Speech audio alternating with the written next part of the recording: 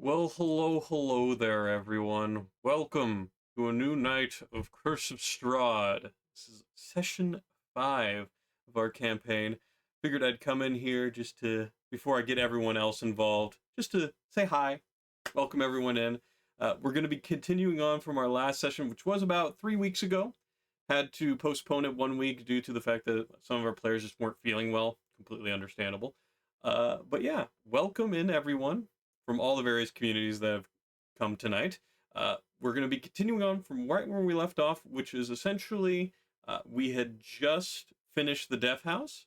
They were able to get to an inn after basically having a confrontation with an old lady selling pastries. Little clarification that I've already made for the players, but the mistake I made on my notes was the fact that the pastries themselves, I labeled them as sweets, whereas they are more towards meat pies. Uh, and believe me, the players have already asked me what is in said meat pie, but we're gonna leave that a mystery for now. All they know is it tastes delicious, at least according to Goose. But yes, I'm gonna go ahead and switch over scenes and bring everyone in so you can talk with them or see them. But yeah, welcome in. I hope you all enjoy tonight. I will try to make sure I make a point. Yeah, sussy meat pie. Exactly, Paigey. I will. I've already said I want to do this, but I've really got to like pin down a time to actually get a proper introduction video in place, so it doesn't look as unprofessional, at least from my end. So, yeah, let's go ahead and switch scenes here in just a moment while I get everyone in. Let me make sure that I'm on. All right, everyone's here now. Let's switch it over. Hello, hello. Hello. Hello. Welcome, How's welcome. it going? I see we have a few muted people here. That's okay. We're Am gonna I get muted? Oh, that explains so much. Hey. yes. Uh, but welcome in to all of my wonderful D&D crew here. We're gonna go and do some introductions here before we get into the gameplay itself. But I feel like I've gotten through most of the basic or what you guys have already gone through. You did encounter a shambling mound at the bottom of the mansion, and then proceeded to really easily deal with it. that That's pretty was good. that was pretty good. After that point, you guys scampered on out of the basement area itself because the walls were collapsing in on you, and escaped. But before we get any further with the story, though, let's go ahead and welcome each and every person. Starting from my far left on the screen, at least for you guys, that would be Smokey Ruby. Please go ahead and introduce your character, a little bit about yourself if you'd like, and anything you'd like to plug if you'd like. Yeah, hi. I am Smokey Ruby. I am the only one here who does not dream, but I'm oftentimes over on a Barrymore's channel also. We've been doing a little bit of Stardew Valley, which has been awesome. I am playing a druid fairy, whose name is Celeste. And yeah,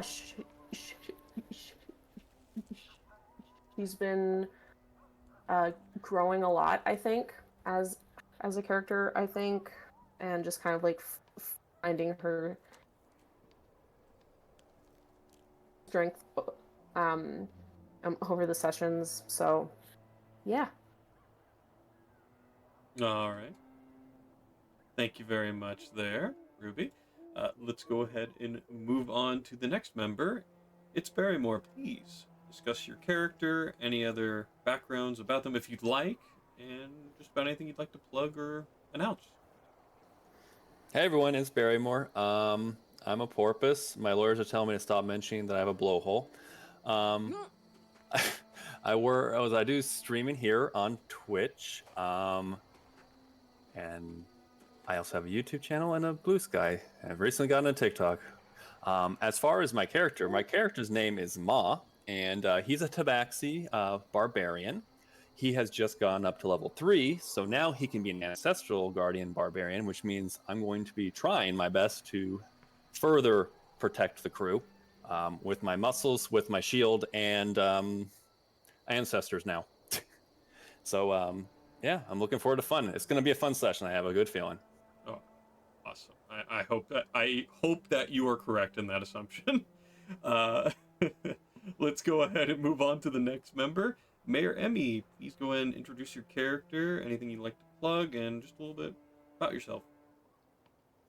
Hi, my name is Emmy. I am the mayor of Emmyville. I stream here on Twitch.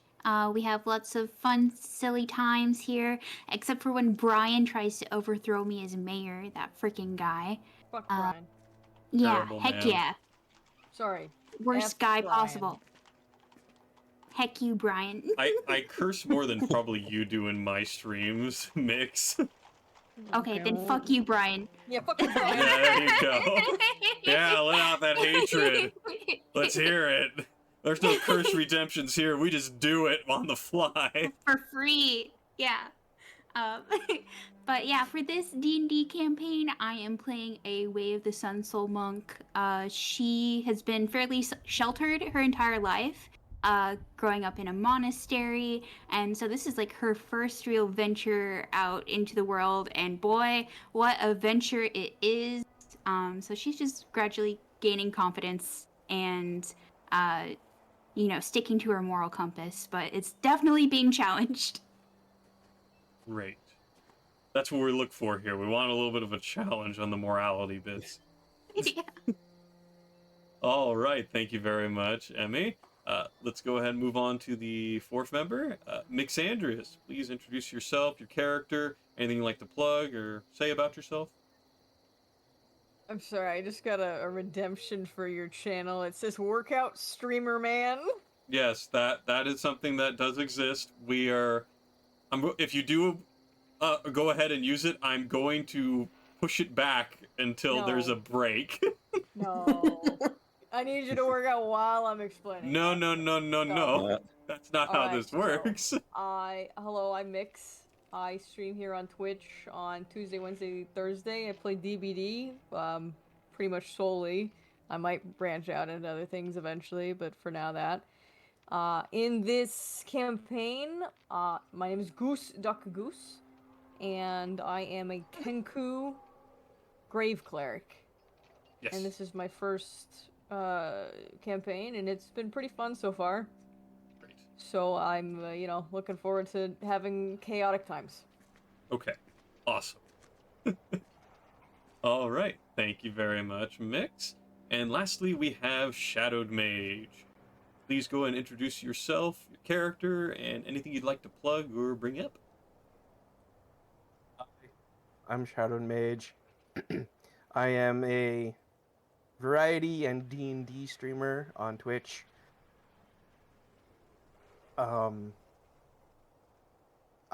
Tilted also plays in one of my campaigns over on Arvin Eleron's channel, roughly about every 2 weeks. We're soon coming to the end of Waterdeep Dragon Heist, but not the entire end of our campaign, just the end of that part of the story. Yep. Which is exciting. 50 episodes coming, by the way. Wow. Yeah. But in this campaign here, where Tilted is the DM, I get to play, and I play an Aasimar Oath of Vengeance Paladin. And his name is Jir, and he really hates undead, so he is great for this campaign. No. Funnily enough, I think just about every one of your characters can do a lot to undead in general. Grave Cleric might have a little bit of difficulty with certain mobs because they have a lot of necrotic resistance or immunities, but for the most part, you don't have to be just necrotic damage on a Grave Cleric. That's the beauty of clerics. You can do whatever you want. You have so many tools at your disposal. But yeah, everyone here is pretty solid for this campaign. And just to continue, set the scene once more, just to leave off where we were. Just after you guys had interacted with the older woman that was trying to kidnap a child and selling mystery meat pies, you went ahead and made your way over to the only tavern in town. And you also noticed across the street from it that there was a what's called Bill Draft's Mercantile across the way, which is one of the few shops in the area as well. So you guys went in and headed inside. We were trying to kind of rush you guys getting into the inn itself, so you paid your money. When it had a long rest, you all hit officially level 3 at that point.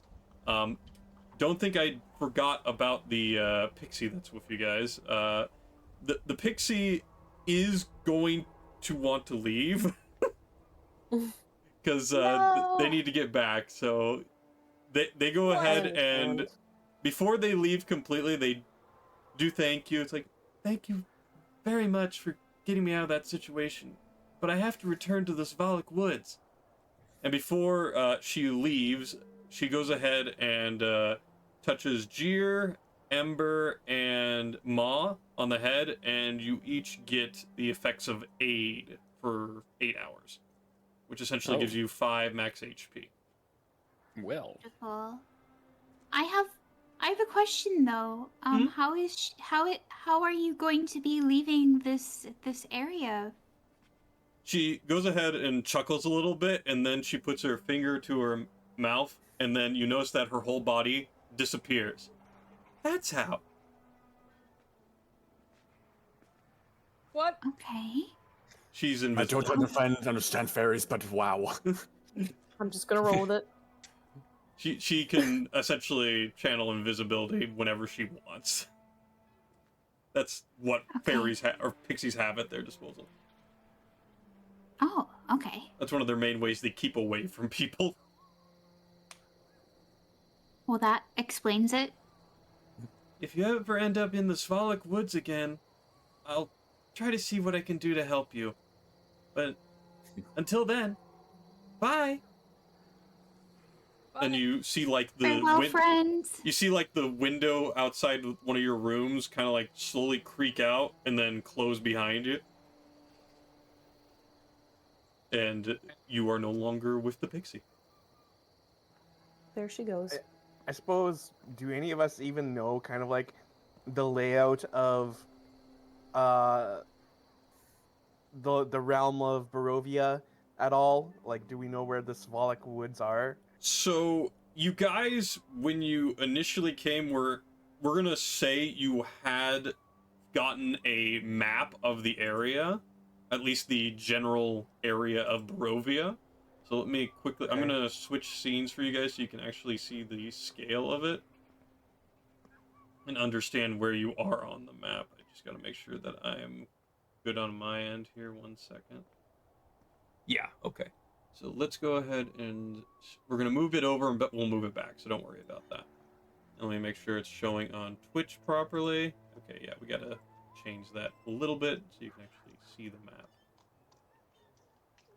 Is it within the fog? Oh, is it fog of war for you guys? No, I mean No. like the woods. Is it like within the fog that is like surrounding the? So the area? the Svalak Woods are more or less all these bordering forestry around Barovia. Barovia is this location here. Oh, okay. Yeah. So it's like the forestry that goes throughout this realm. Think of it like the fog kind of moves around in this whole area and shifts, but it tends to stay in this general square-like region. Okay. But yeah, I just wanted to give you guys the scale of where you're at currently, and you can work with that later. And I can always show you guys that at another time if you want to look over your map again. That is super helpful. Good. Glad that it can be. Let me go ahead and restructure the stream here so that way you guys can see what's going on. So, you guys have some options. Obviously, you have the people that are within the tavern. There seemed to be some sort of relatively well-dressed man at the bar that was wanting to get your guys' attention, but noticed you were all in a rush and wanting to go to rest, so he didn't bother you. As you make your way down, you do notice that the man is still there, seeming to be drinking his day away. It's like not even 10 o'clock. You guys slept in a little bit because you were obviously tired from your endeavor. But yeah, it's pretty early for the drinking, but he's doing so. You obviously can also visit the Bildras Mercantile, so as well as talk to the three Vestayan that are in the establishment and the barkeep.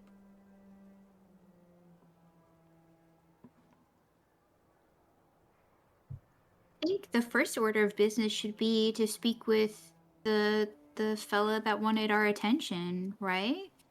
I agree. That makes sense to me. Okay.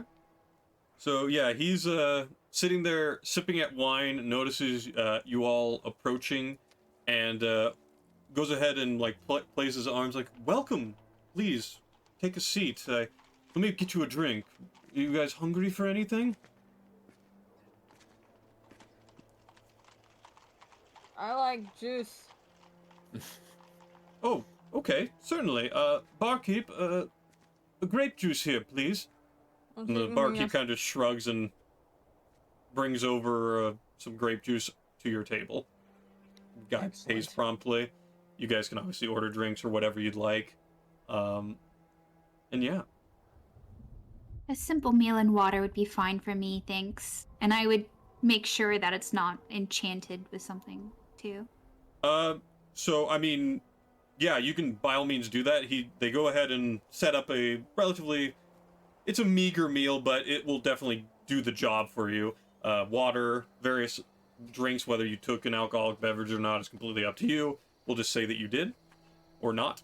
And yeah, you look for the food, and there seems to be nothing wrong with it. You sniff it, no poison, no nothing from what you can tell. It just seems like regular food. Okay, I would still eat it, but still very suspicious after the meat pie incident. Oh, of course. So yeah, you have your meal. It's, again, like, it's pretty meager, and the supplies might be, like, a little bit more on the stale side, just because, you know, they don't get foodstuffs constantly around here. But it's palpable. You can eat it, and there's no negative side effects to it. Do they have cheese? Yeah, there's some cheese, some a little bit more moldy than others. Do you like extra moldy? Just as long as they just have like some kind of bread, something, or pastry and cheese, I'm fine. Yeah, so they've got some, like, just like a French loaf, essentially, or the equivalent of that in that time. And they slice off a couple of slices of there and then put some brie cheese, just because, you know, gotta be fancy here. You can tell Okay, based on the way he looks, he's a very well-dressed man. He's in dark studded leather.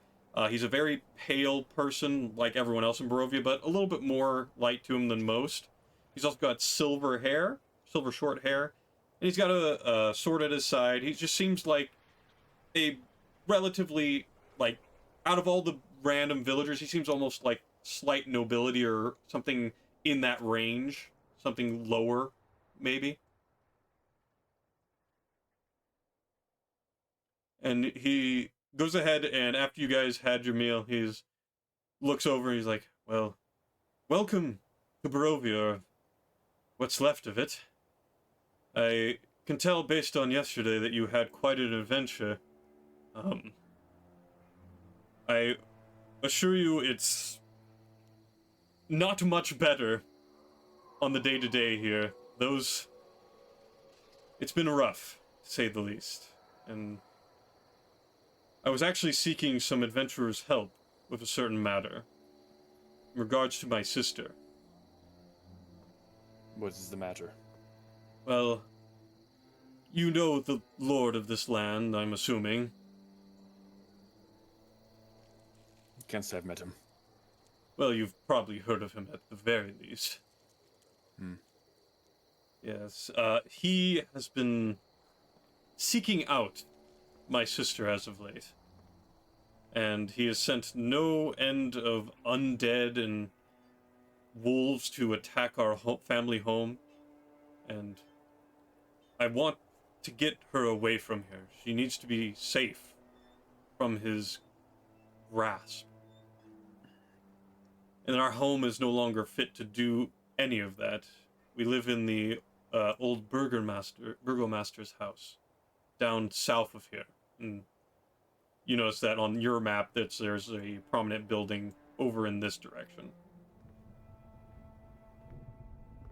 I don't know if you guys saw the ping or not.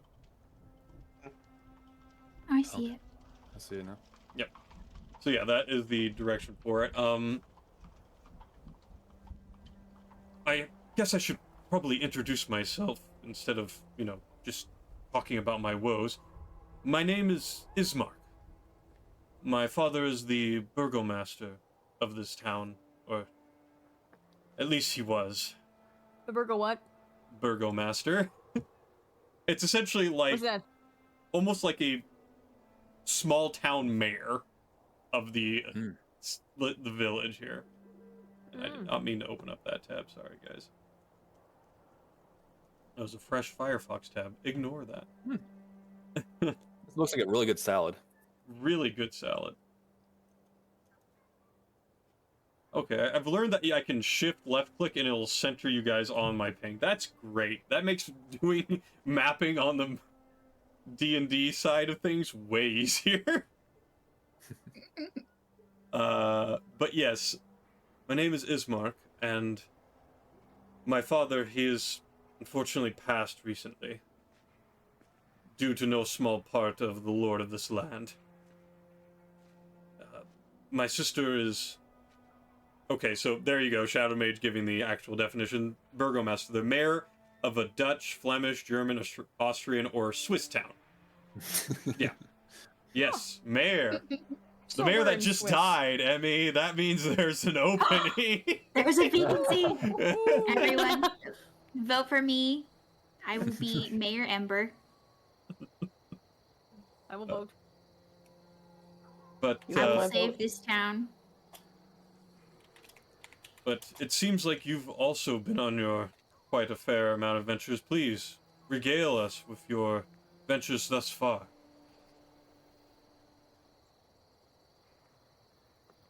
Well, I mean, I think we're all fairly taken aback from the situation here. I'm getting the sense that all of this is nothing new for the residents. But it's still, we still need to have quite the adjustment, and there's a lot to take in, I have to say. Yes, these lands have been cloaked in shadow for God, as long as I can remember. It's been a struggle day to day, but even though you may see the lower side of things with the civilians around here, we are resilient people. We've been dealing with this very situation for close to a century or two now. So, take heart. There is still hope to be had here. At least a hope for a better future. Do you have a plan with relocating your sister, or if you want us to go on the fly? So, as far as I can tell, there's only a couple of real choices that we can take her to. And that would either be taking her to the fortified city of Valaki, which is off to the west, or to, let me make sure I've got the name of this correct, because I do not want to mess up the name. One moment.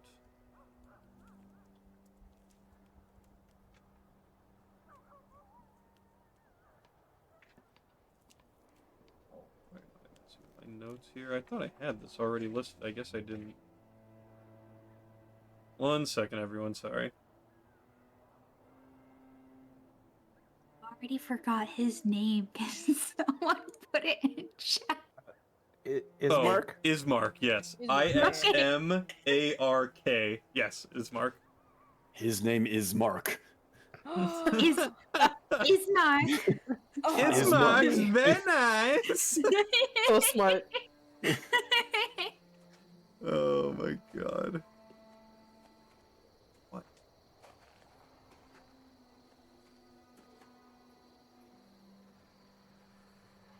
Oh, hi, Mark. No, tell me about the sex life. Okay, the secondary area is the Abbey of Saint Markovia in Kresk. Those are the only two plausible locations I can think of. But it might be a little difficult to get my sister, Irina, out of the mansion right now. She's a bit shaken. And he kind of like touches his like neck to his shirt and pulls down on it. She unfortunately has had a couple of exchanges with the vampire count. And she's been bitten twice already. And I'm fearful that the next time she is met with him will be the last before I can get her to safety. So post haste. Yes. Vampire. He just kind of looks at you for a moment. You came to these lands without knowing that vampires wander these lands? Listen, I've lived a fairly sheltered life in the monastery. Oh. Well, I hate to be the bearer of bad news, but yes. Vampires, vampire count, that is a somewhat regular sight for this area. Well, I suppose it isn't too surprising given what we've seen already.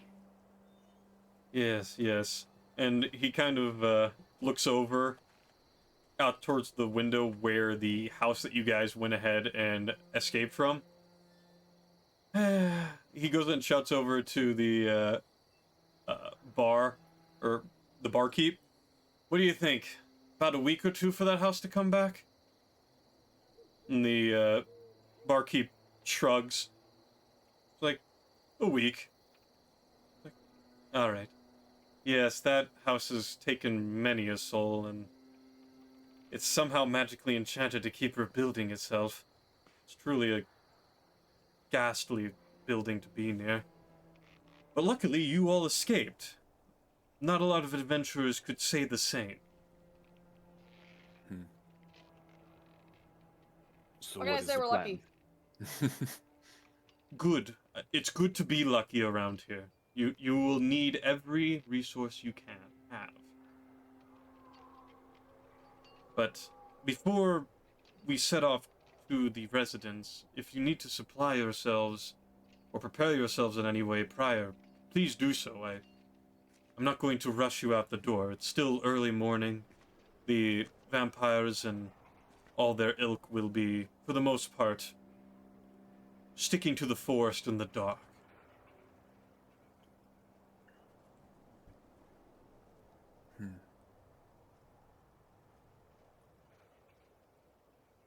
And of course, if you have Well- any questions for me, that can also happen here.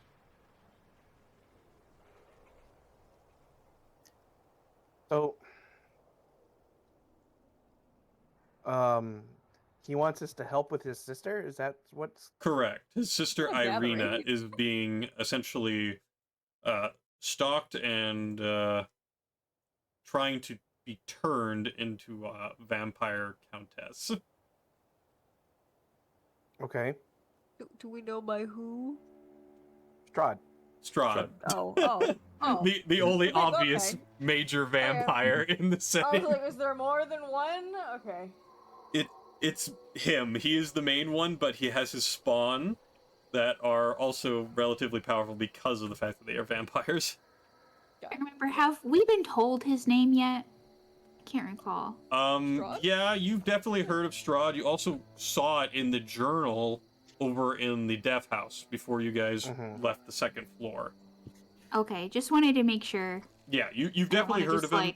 Seems like a quite a dick. Yeah, he's the worst. I punched his statue. I hate him. I hate Yeah, him. you got actually quite a fair amount of treasure from all that, so... Yeah, well, So, we certainly have a lot of money. so Ismark, Yes. as the son of the former burgomaster, is there anything of note going on here in this town that perhaps we should be aware of? Anything else that maybe needs to be dealt with or that we should investigate before we undertake this escort journey? Well, if I have to think for a moment... First off, I should say, do not wander into the houses haphazardly around here. Some have turned undead over time. Well, You may point me hear the to them. shambling. I will deal with them. I understand your willingness to do so, but there is a large amount of houses around here that could have them, and I want, above all things, I want you to be safe. You may not be able to deal with all the undead in this territory right now. But, for one, definitely make sure, be careful about the houses you enter. Secondly, have you met Morgantha? The wandering peddler of pastries? Yes, we Yes. had an incident with her. An incident, you say? He kind of just looks at you a little shocked. Like, what happened, pray tell? Well, she attempted to take a child from a house and put the child in a sack.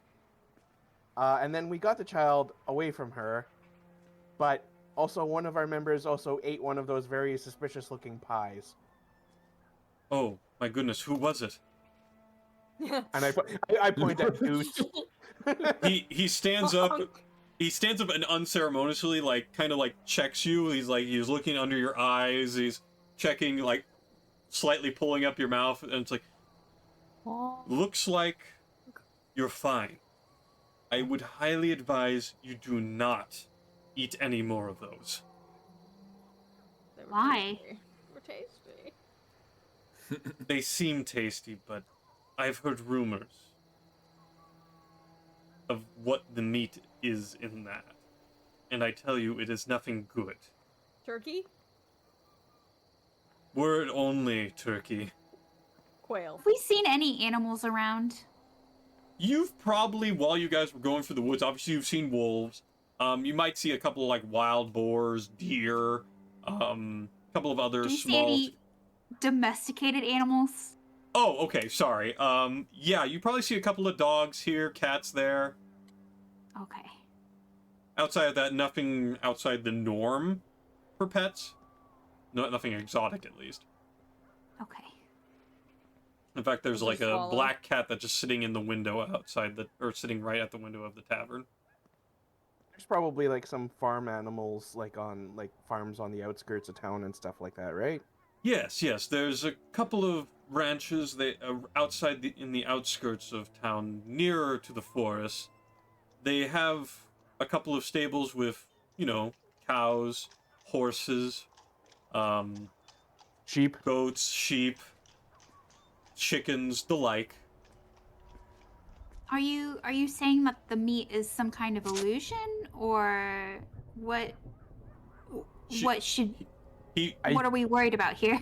I feel like there is an implication with the meat and the fact that she is taking children. Oh. Mm-hmm. That's what I got too. Let's Oh. just say she isn't taking them to a workshop. Oh my god. Ember is naive. She's and taking them to school.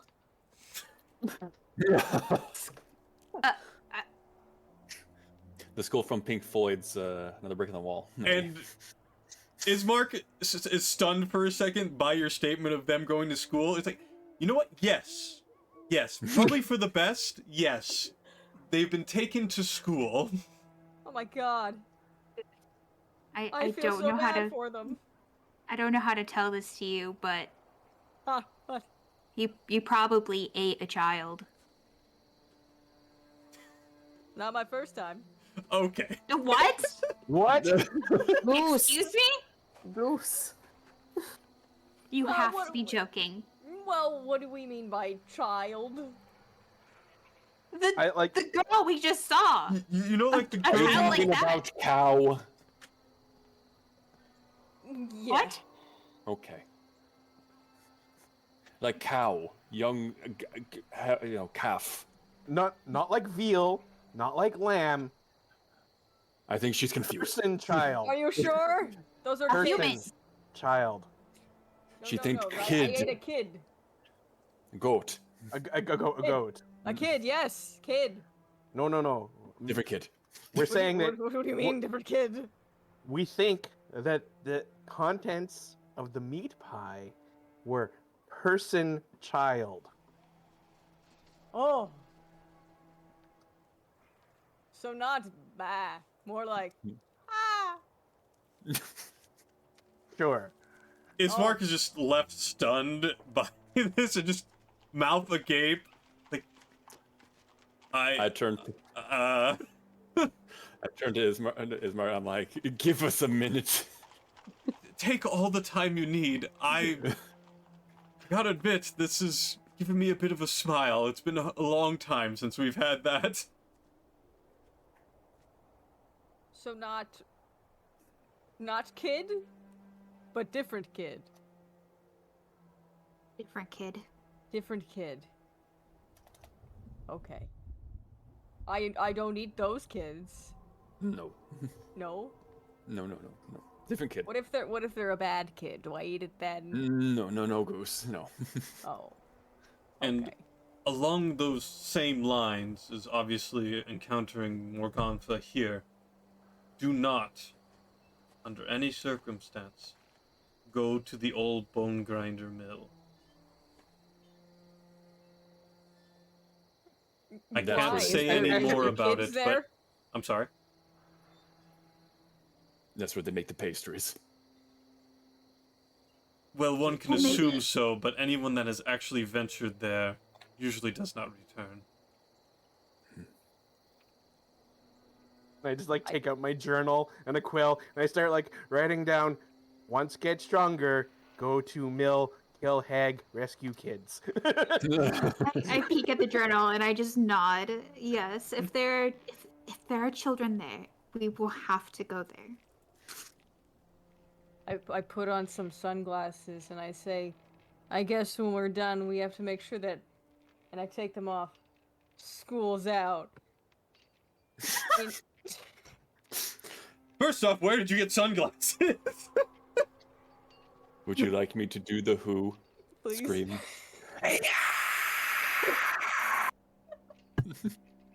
Oh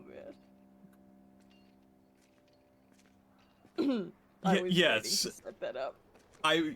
Again, be very careful about Morgantha and the old bone grinder. In terms of other things, obviously, there's a couple of farmlands.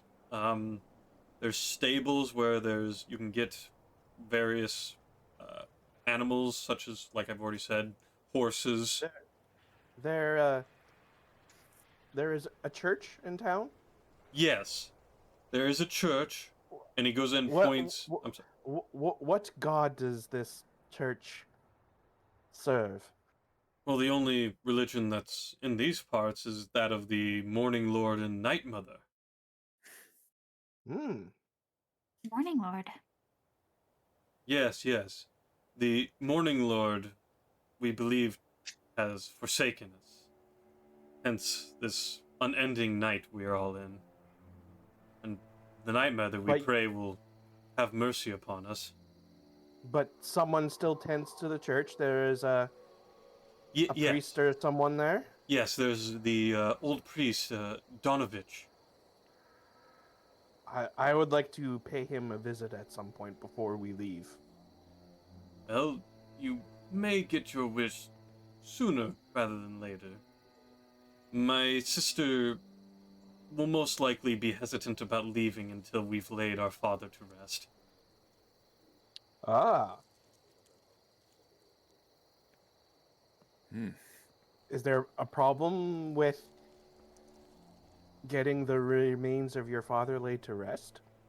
Well, we currently have him loaded in the casket inside the household, but Irina is obviously too afraid to Open the door. open the door and venture out of her home. Mm-hmm. I'm not directly targeted, so I don't have to worry about it as much, but I'm only one man. I cannot lift a full casket by myself. Well, I think Ma and I would be able to assist with that. Yes. Yes, I definitely would love to have your help for this situation. And then hopefully we can get my sister to safety soon after. And perhaps, since I don't want this to be particularly public knowledge, but Ember and myself have connections to the light, so perhaps we may be able to convince your sister that she would be safe with us. Yes, she would be probably hesitant, but I think as long as I'm with you, she shouldn't have any qualms of at least speaking to you lot. Very well. But let me think. Any other things around here? Obviously, the church, as you just mentioned. There's also Mad Mary, I suppose. Who's Mad Mary? She's a middle-aged lady that has recently had her child leave her home. Her child was very sheltered, and probably because of that heavy sheltering, wanted to eventually venture out, and has left her behind, much to the ever increasing madness and sadness of Mary herself.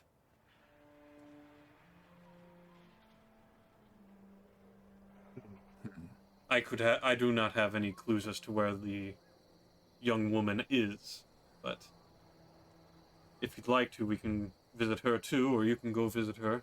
And then he marks a certain townhouse on your map if you're interested in looking at it. I have a question. Mhm. Was she called Mad Mary prior to this, or She used to be did the just. townsfolk call She used her to. that when her daughter was gone? So she used to be just Mary before she had her child. But once she did have her child, she was always fearful that Strahd would be coming for her at any point. So she barricaded herself in the house and locked her daughter into her bedroom for at least a decade, pretty much. I don't know. Given the circumstances, that seems pretty agreeable to me. That makes sense. I don't know if I would call her mad. She was once told by several civilians to come out and actually interact with the townsfolk, and she went outside and flailed a butcher knife, cut open several men's arms that way. No one died, luckily, but from that point forward, they just referred to as Mad Mary.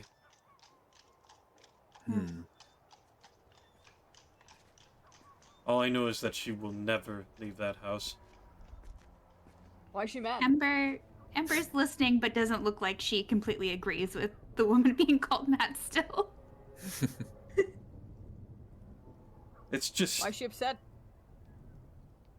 Well, the reason she's upset now is because her child has been assumedly taken. I cannot say for certain, but she is gone from the household. And there's been screams coming from her household itself. Not of any, like, pain screams, but agony. Someone in distress, grief. Anguish. Yes. And there's been talk of several glass bowls and various other plates being shattered near her residence. And anyone that tries to approach her house, they are they're given a thorough clapback of screams to their questions and means to try and help her. Well, how does she get supplies then? There has to be someone giving her supplies if she's all holed up in there. Or does Well, she ever leave? so funny you should say that. There was... Well, actually, now I think about it, there was only one carriage that came through here recently. The goblin merchant, Gimgob. He would go around and supply certain people around the town. Mary, assumedly being one of them. He ditched Let's us. see. He did. I didn't like that. Yeah. Well, goblins are a frightful bunch. They tend to be quite cowardly as well. Was there something that was distressing him, perhaps? Looks around. I don't know.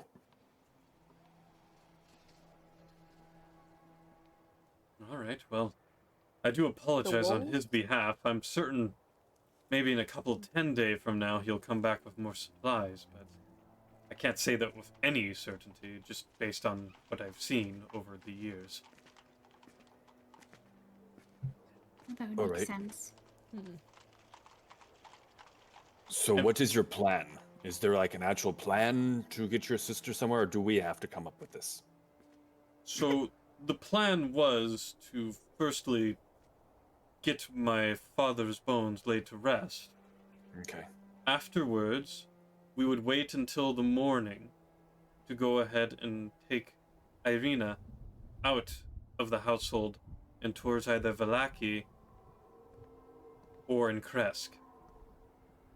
Okay. The reason why we choose to do it during the day is that the undead are a little less active during the day. Who in our group is most knowledgeable on vampires and undead and the like? I'm assuming Jeer, but I can't say with any certainty. Yeah, Oh. probably. Also, the Are there Grave any- Cleric. Grave This Cleric is would also this have a is fair amount. mostly this is mostly Ember asking because she doesn't know yet. Sorry. Any Jeer. vampires? Jeer has worked as like a monster hunter, so Any vampires in the Underdark or no? I mean, some might venture down there. They don't. It's dark enough consistently that they probably make some homes down there. It's not something that's super common, but you could definitely say that they're around, perhaps. Probably not then.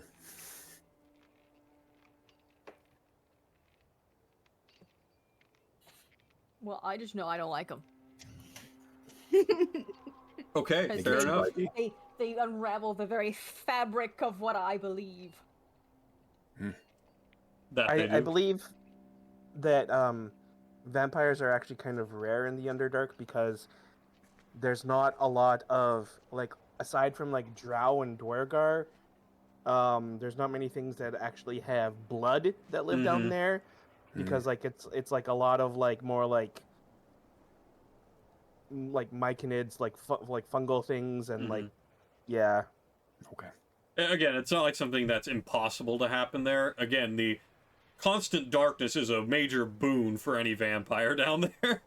More so want to know is like, hey, Ma, you actually should have no knowledge. You should actually have knowledge of this. It's like, oh, not very common. Okay, he wouldn't have knowledge then.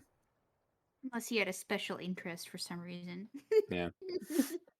Just really interested in vampires, specifically in the Underdark. We really want to destroy them. Are we trying to find a vampire right now? Is that what we're trying to do? I mean, Strahd. I mean, Well, Oh, well. Strahd. I can find them. Oh, well. Okay, so No, I'm serious. what has I can find basically been happening is that Strahd has been visiting the Burgomaster's house. You're not exactly certain how he's been able to get into the household, because one of the major things with vampires is they aren't allowed in the houses that they haven't been invited to. Oh, Oh my god. I know That's about what- that. That's what Ember's trying to understand here. Is she recognizes we are getting into vampire territory, I mean, she's just realized this, having realized that there are vampires in the area, and now she's trying to figure out, like, how do they work? What can they do and what can't they do? Well, it So depends. Are we thinking about the Vampire Diaries, or are we thinking about Jacob and Edward? definitely not Jacob and Edward. There's no shiny Okay. vampires here. Okay, Vampire This Diaries it is. D&D vampires. They're much more inspired by like traditional folklore. Yep, Do they burn Dracula. up in the sun? So like sunlight does harm them. Um, It doesn't outright kill them immediately, but it does consistently harm Yeah. them. and like yeah, they're not allowed inside homes without being invited. They can't cross running water. Um, those are kind of like the big things I can remember. Might be a I wanna couple of other cast- things, but I you don't cast need to know spell. about that right now. What are you casting? I'm not really casting a spell, it's more of a thing. Eyes of the Grave.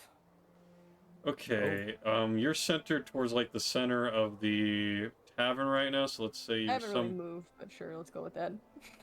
you're somewhere around here. The surrounding houses, probably like all the adjacent ones, you probably detect a little bit of presence inside some of the houses themselves.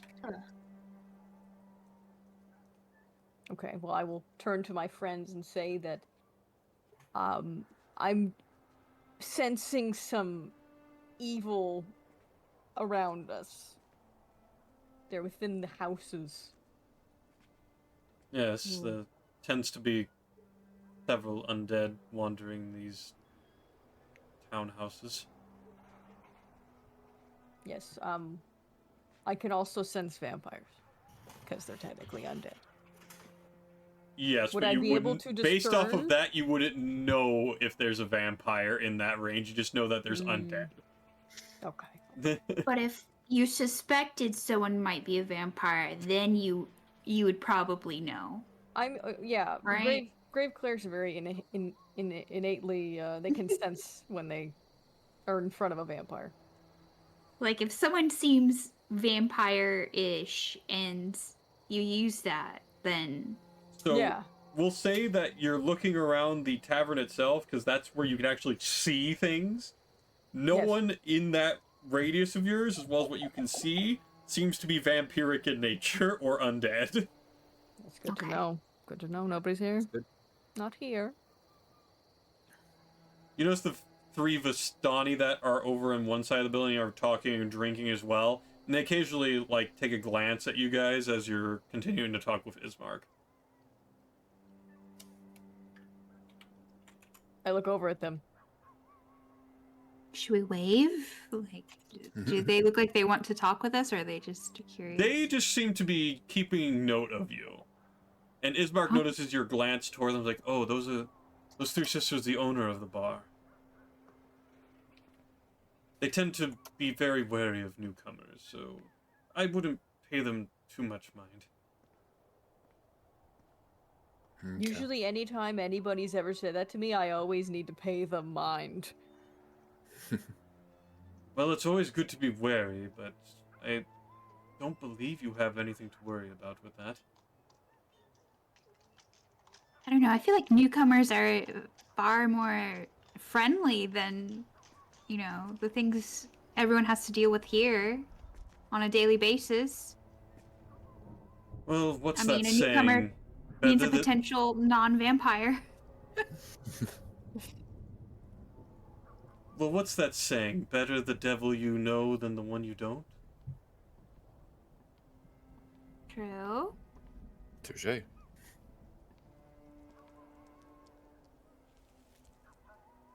But, yes, that's the crux of the plan. Unfortunately, I don't really have a lot of planning outside of that. I could possibly rent a carriage to at least alleviate some of the travel pains, but even then, we're still gonna have to deal with monsters on an occasion, and as well as obviously undead.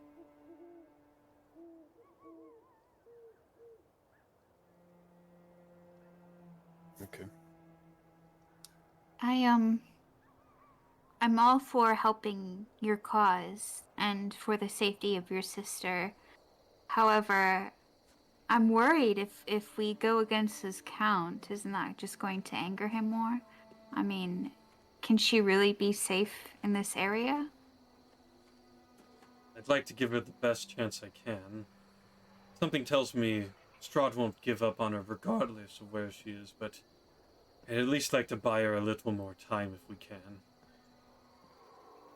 And in terms of him being directly angry with you, thing is that as long as this fog is within this domain, he never has to worry about anyone leaving. So we can always keep tabs on things. So, will he be upset? Certainly. Will he keep a grudge throughout the entirety of your adventures here? Up for debate, I suppose.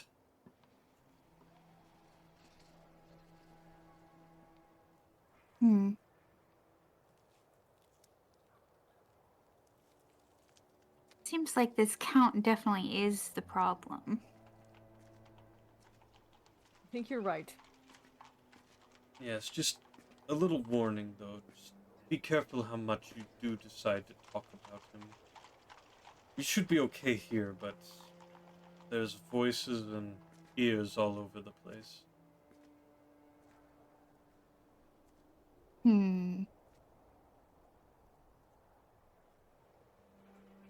Now, can we venture on over to meet my sister, or would you like to get some supplies before we go? I would like to go to the mercantile store. Yes. Okay. He goes ahead and orders another glass of wine and says, I shall await here for you. Take your time. Do what you must. And we'll go over to my sister as soon as possible. And then you guys venture out and onward towards Bildraff's Mercantile.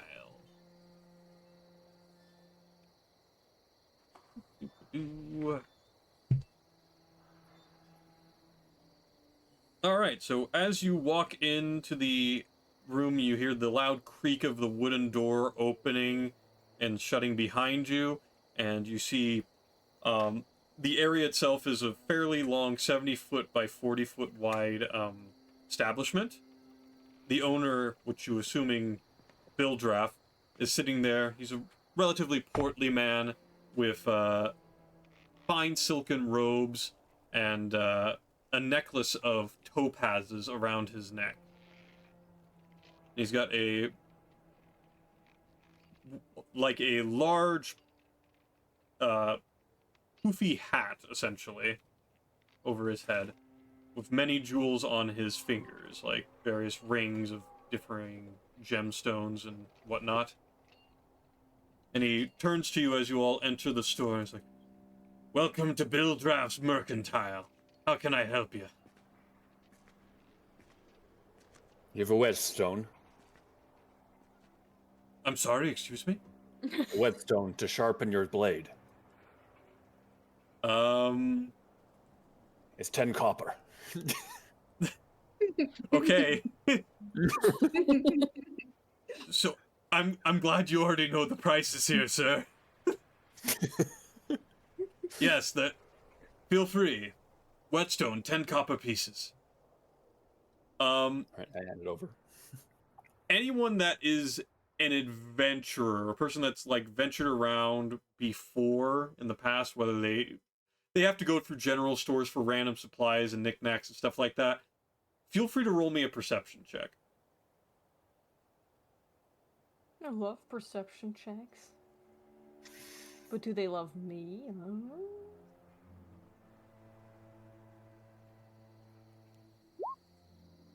Okay. Barrymore with the 22, Jiro with 6, and mix with a 24, and Ruby with 16. So yeah, the 22, 24, and 16 will definitely take care of that check. So in your travels, as you've had to supply up before, you may not know every price of every item, but with the items you do know that you got regularly, you do notice that it seems the prices of everything here is about 10 times normal pricings. Hmm.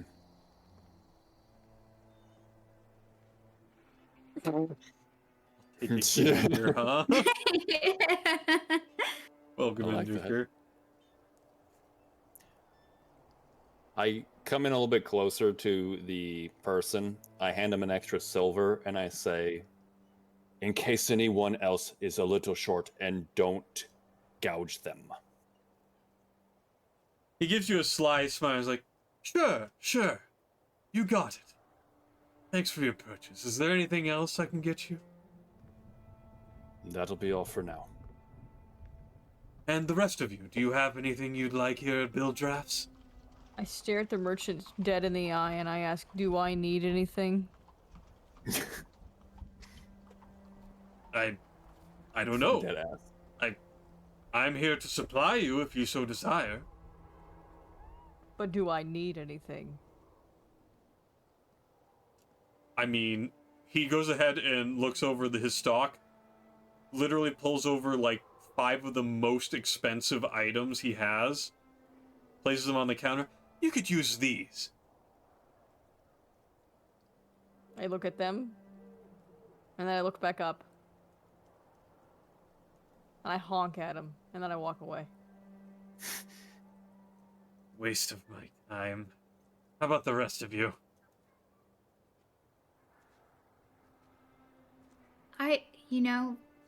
Let me consult my companions first, and I'll get back to you on that. I would just kind of look to everyone and say, we're going to go on a potentially really difficult adventure here. Do you think there's potentially anything that we would need for that? I got my sharpening stone. It'll help me with keeping my blade. Other than that, that's all I needed. Okay.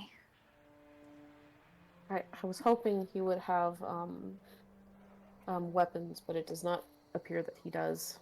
Yes, his inventory does seem to be less compared to a normal general store. But he does have some basic supplies to work with.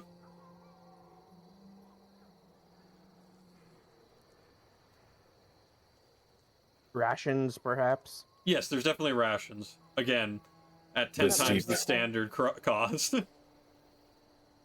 Well, we have plenty of money, so... How much money do we actually have? You guys were recording it all, so I don't actually know every single thing you had. Someone was doing recording and has it all listed. We have plenty. Okay. I don't know. I mean, it would be good to know how much exactly, but... My sheet has like 12 gold, so I was like, all right, I gotta be a little frugal here. You guys have money to burn here, if Nothing you want. that we actually need, but... I know that you got a large, like, garnet that's like crudely shaped garnet that was worth like 500 gold by itself. You also found like a necklace thing that was 750 gold. We have there was money. like that statue, too, that was like... That was what I mean, the garnet statue. Oh, yeah. Okay. Sorry to take you all here. I was just wanting the sharpening stone. If anyone else doesn't want anything, we can go. Wow. No, I'm good. I mean, it might be a good idea to offload some of the stuff you have because it is quite gonna heavy. Hey, yeah, how Yeah. Does he about... want to buy it? He'll buy it from you. Oi! It's a question for how much. Hmm. Are there any other vendors in the area? From what you could tell off of what Ismark has told you earlier, this is the only real shop in town.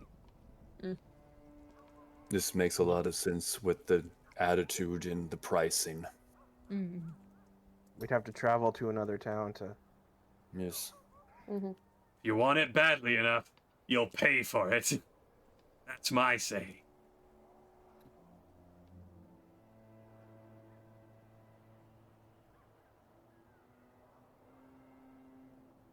So we have a silver jewelry box with gold filigree, said worth 75 gold. 3 times gold rings, worth 25 gold each. Platinum topaz necklace worth 750 gold. There were gold pieces that we retrieved from the well. There's 20 gold there. There was 11 gold pieces and 60 silver pieces in a bag made of human skin. Oh, yeah, that's Um, right. Oh yeah. there are 3 moss agates worth 10 gold each. A black leather patch with carnelian worth 50 gold pieces. An ivory hairbrush with silver bristles worth 25 gold. It's the main things I'm seeing here. Oh, there were also 3 blank leather books worth 25 gold each. Is anyone actually calculating the total amount on that? I was just reading them out. All right, I'll calculate. You just go ahead Wait, and give tell me- me each of the numbers. I'll check you too. Go ahead. Read them all out again. Just give read the out numbers. the pricings, so that way I can just add them all up. Okay, 75 gold. Okay. 75 gold again. Got it. 75 gold again. Okay, great. 750 gold. Ooh, we're adding a 0. 20 gold. Okay, 11 gold. okay. 60 silver. So 6 gold, basically. Yeah. 30 gold. 50. 25. And that's about it. Okay, so the grand total for that would be 1,117. Did you also Got that include too. the statue? I don't think I have that on here. So that one's 500 more gold.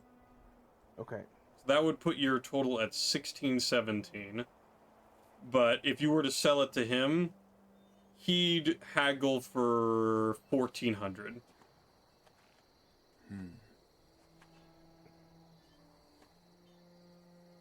But also, is there really anything that we need?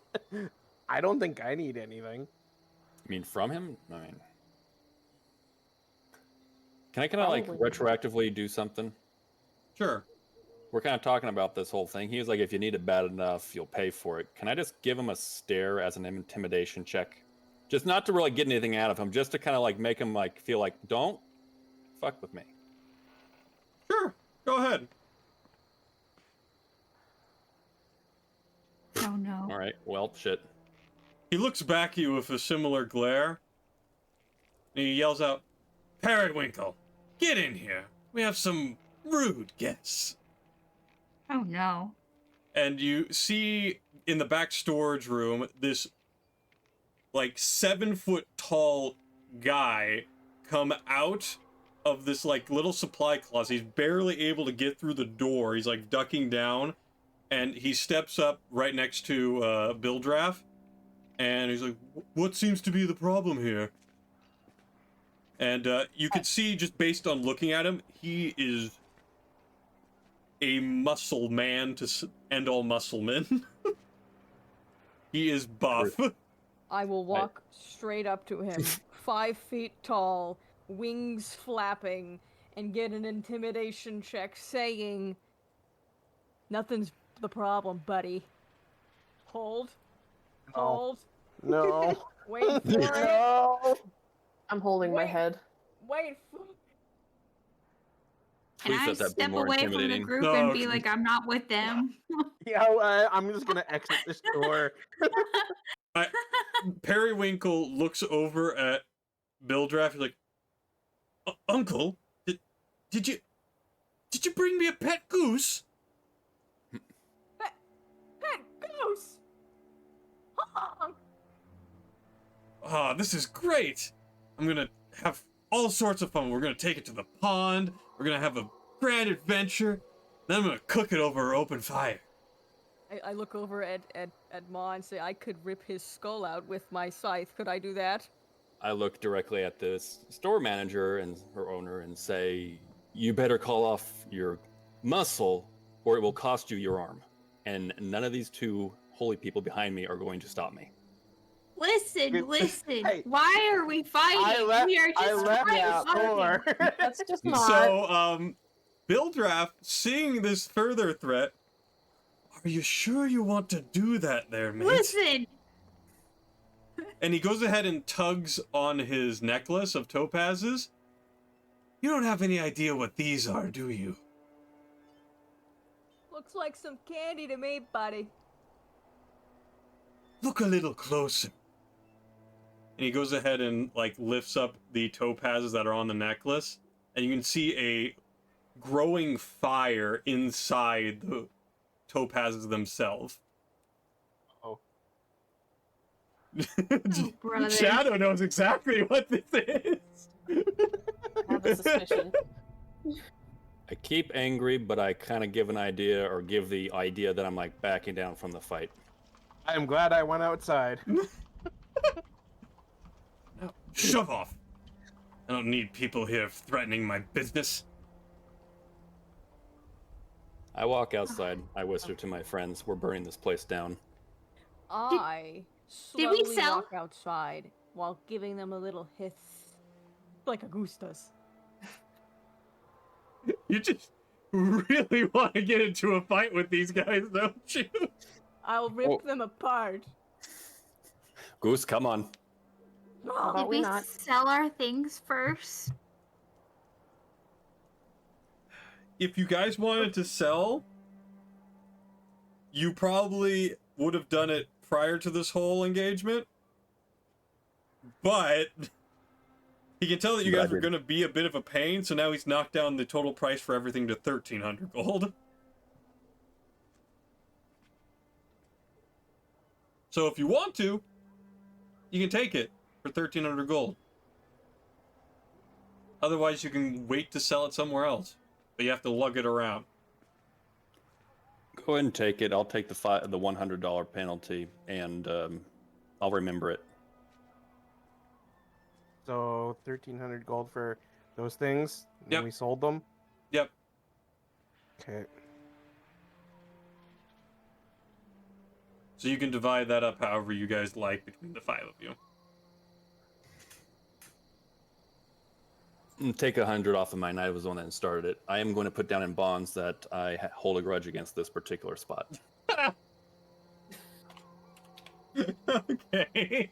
I'm going to burn it down at some point. Listen, guys, his Okay. prices are probably so high because he has difficulty getting things to this location. Ember, know? I want to rip my back open again and show him what death looks like. Okay. Save it for someone who deserves it more. That's all I'm saying. All I'm This is saying just- now is that he has pretty candy-looking jewelry that seems to have fancy golden fire in it. If y'all would like to go ahead and give me an Arcana check after that statement, go ahead.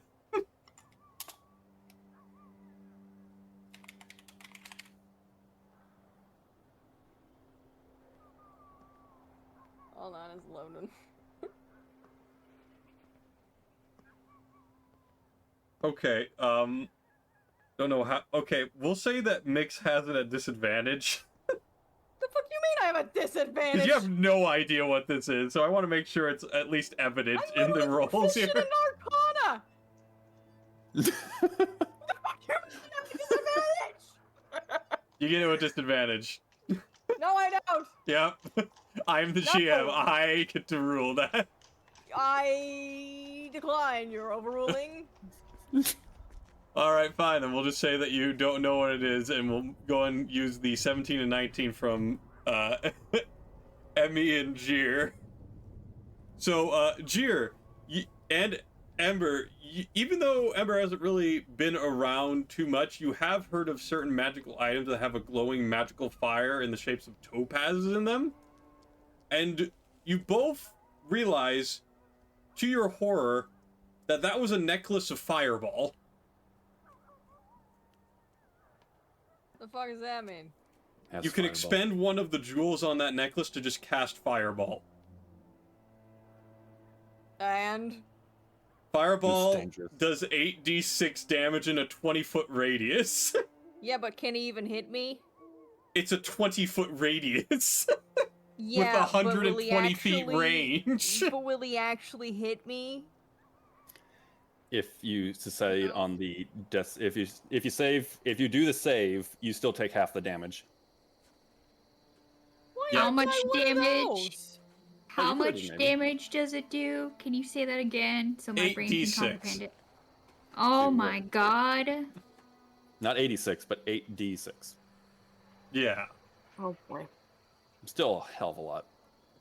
Something tells you that, considering that you didn't see any other magical items, that he's probably hoarding other items of sorts with him. He would have cooked you right in front of us. Do you understand that?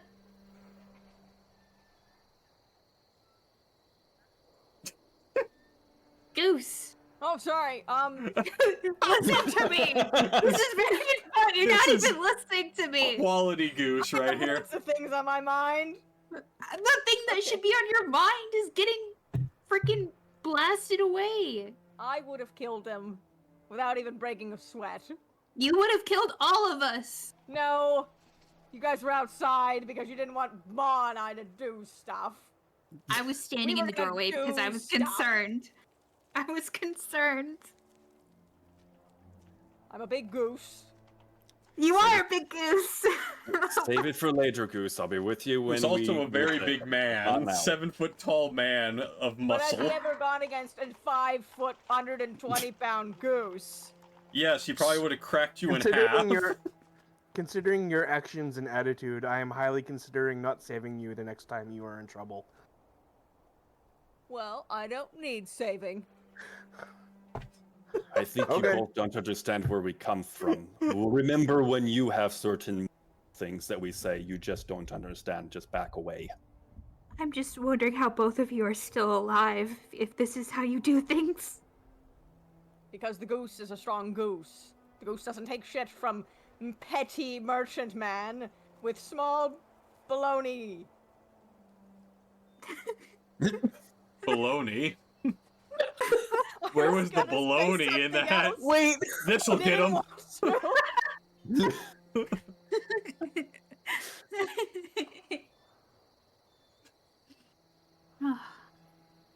Alright, so I'm assuming you guys make your way back over to Ismark? Yeah, we're going to Sure. Mark. Yeah. Going to How March. is the gold split up? Did we establish this? Okay, so yeah, it's 1,300 gold. So 5 ways, that would be... Let me give you the... 260. Okay, well, there you go. But if you take 100 off of the top for Ma, then you distribute that extra 25 gold to each other player.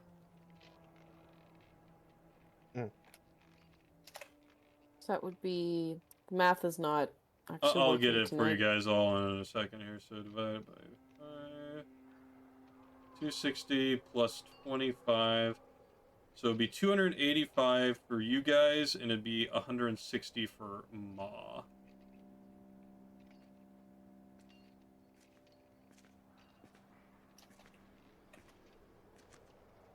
Got that all written? I'm good. Alrighty then. So you guys go and rejoin Ismark, and he's not going to pry into business. He could hear the voices and anger from outside the tavern, but he pays it no mind and looks towards you all. Are you ready?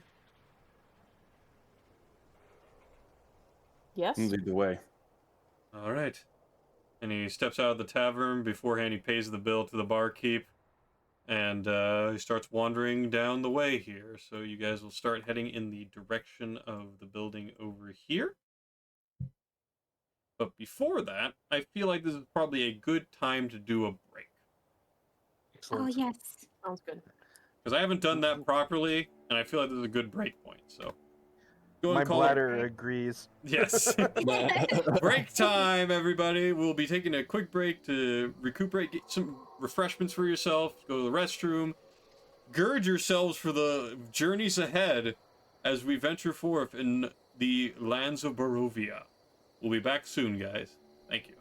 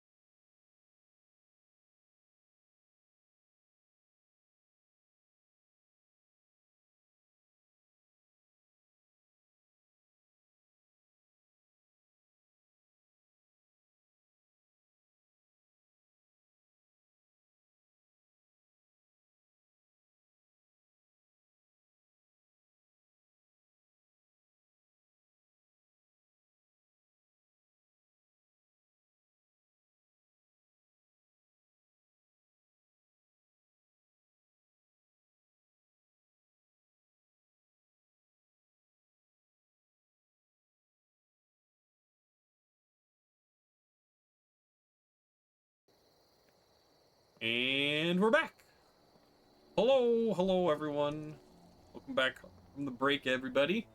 Continue on from where we left off here. Just went ahead and did some minor shopping for a whetstone and selling a bunch of stuff. Nothing happened after that, don't worry. Nothing at all. But yeah, we're back. And I did want to, because I didn't actually show you guys a picture of Ismark. So I'll go and do that now so you guys can actually see who you're actually accompanying. Mark. Oh, hi. Oh, Wait, let me look. Oh, okay. Wait, is his name Ismark or Bismarck, like the It's vacuum Ismark. brand? Ismark. Okay. Ismark. Ismark. Mark. Oh, his name is Mark. Right, yeah. His name really is Mark. Oh, hi, Mark. Oh, hi, Mark. The lesser, have some confidence, dude. So there's like a background to that you guys don't know about yet, but yeah, there's a reason why he wasn't actively in the household. Okay. But yeah, that is who you're accompanying right now. Sell yourself short. I get it, because he's short. My God. Okay. So you guys make your way over to the Burgomaster's mansion. As you approach, you take a note of its surroundings, and there is a wary-looking mansion that squats behind a rusting iron fence. The iron gates are twisted and torn. The right gate lies cast aside, while the left swings lazily in the wind. The stuttering squeal and clang of the gate repeats with mindless precision. Weeds choke the grounds and press with menace upon the house itself. Yet against the walls, the growth has been tramped down to create a path all about the domain. Heavy claw markings have stripped the once beautiful finish of the walls. Great black marks tell of the fires that have assailed the mansion. Not a pane nor a shard of glass stands in any window. All the windows are barred with planks, each one marked with stains of evil omen.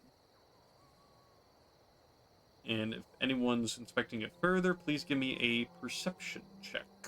Oh, you bet. And as like that other person said, I'm gonna gander around. Take a gander. Take a gander. Hey, perception? Yes. Okay. You perceive it Whoa. very well. You discern that the trampled weeds all around the mansion, as well as scores of paw prints and human footprints. Footprints were made from what you can assume to be undead, due to the nature of how it's the prints themselves are made, as obviously there's wolf prints too. And as you approach the house, you hear a voice from behind the various walls and boarded up areas. It's like, not a step further, villains. I Is turn Mark- around. I look at him like, oh, do tell, sir. Ismark, like, was at the back of the party and then moves up towards you all. And it's like, sister, it's me, Brother Ismark. Ismark? Ismark, this is your house. It's seen better days, yes. Certainly. It's been attacked quite frequently. I'm certain Irina here can give you more information. Yes, Irina, it's us. It's me, your brother. I brought some adventurers to help with burying our father. Now, Irina, there's like no voice for a few seconds. Then you see like an eyeball kind of peer through one of the barred windows, and then quickly you hear like a bunch of locks being undone by the front door as the door swings out, and the lady standing there is a striking young woman with auburn hair. She has a white cloak and a red sash, as well as some silvered armor and weaponry.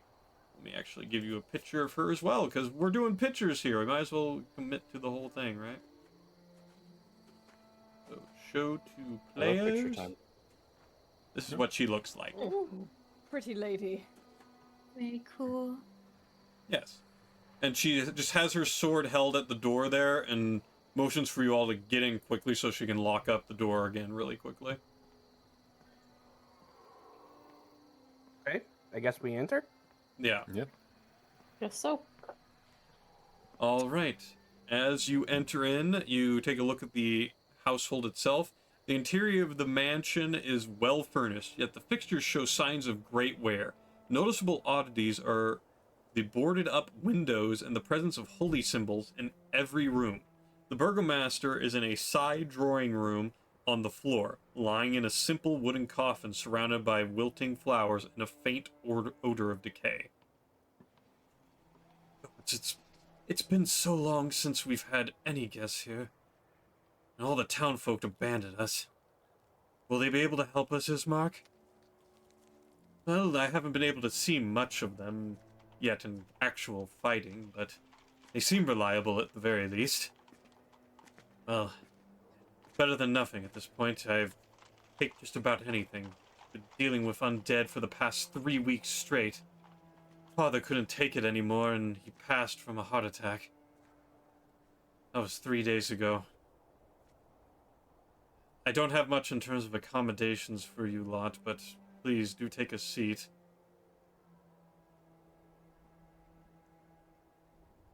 I take a Thank seat. you. I will remain standing.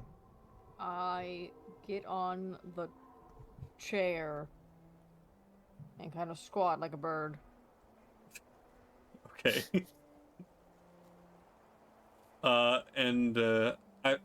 She goes and turns you on. It's like, my name is Irina Kolyani. I'm certain my brother has given you some news about the situation here. Yes. Yes. I would prefer if we can leave here as soon as possible, but I cannot leave without my father being properly buried here. It's been 3 days already, and it pains me that he hasn't been able to be properly taken. I would go with my brother, but it's too risky. So, if you would please help get my father laid to rest. You can go to the church to the north of town. I'm certain that Father Donovich will be able to help you with the burial rite. Of course, we will do whatever we can to assist with this, and I just want to say I'm so sorry for your loss and that the other citizens haven't been helping. The other citizens think that I am a cursed maiden now that I've been marked by Strahd. He's come twice already, but ever since my father passed these last 3 days, the attacks have stopped. I don't know why. It was around the time when Gimgob came back and visited. That's strange. That being the Well, case, though, I won't look a gift horse in the mouth. So, if you have any questions for me, I'm more than happy to answer them, but I don't know how much more I can tell you. The undead tend to roam these lands far more than any other land I've ever been to. Oh, you should see my place. Ismark, we're sure they're good, right? And he kind of just chuckles a little bit. The best we can get, my fair sister. All right, well, we can't exactly be entirely too picky here. But I look know at that I Ismark. appreciate Ismark. the hell. I look at Ismark, like smiling from ear to ear, and I look back at her and just honk at her face. Right. I'm assuming you probably all like some sort of payment since you're obviously not only helping with this, but down the line helping with taking me to safer location. And she goes back into like a side office, assumedly where a lot of the burgomaster's work was being done, and she retrieves a sack of gold and places it on the table. Um, she goes like, 100 gold pieces. You can count them yourself. I'll give you an extra 50 on safe journeys to wherever we need to be. Okay, I'm okay. I don't need it, but you give to them. Well, no. Everything deserves a proper payment for services. We cannot have you working for free. I mean, at this point, it's pretty much personal. The things that have gone Yeah. on, this, situation, the man in charge. It's I'll just be glad to take care of it. Well, I appreciate that. Maybe she goes and turns over to Ismark. We could possibly get a carriage, right? Get the fastest horses we can. And she goes and hands the sack over to Ismark. If we have time, we should go ahead and see about getting the best horses and carriage we can to make this a speedy exit. And Bismarck just nods in agreement and takes a moment to just grab a bottle of wine from the bar that's in their mansion and just pours out a large drink for himself and then offers it to any of you. I'm good, thank you. No, thank you, and also please ensure that you're drinking water as well. I Well- take the cup. Well, water's in wine, if you think about it. Actually, no, but I'll take it. Thank you. Well, indulge in the drink. It's fine. All right, well, are you all ready to head to the church? Sure. Yeah, yeah. Mm. Yes. Okay. Let us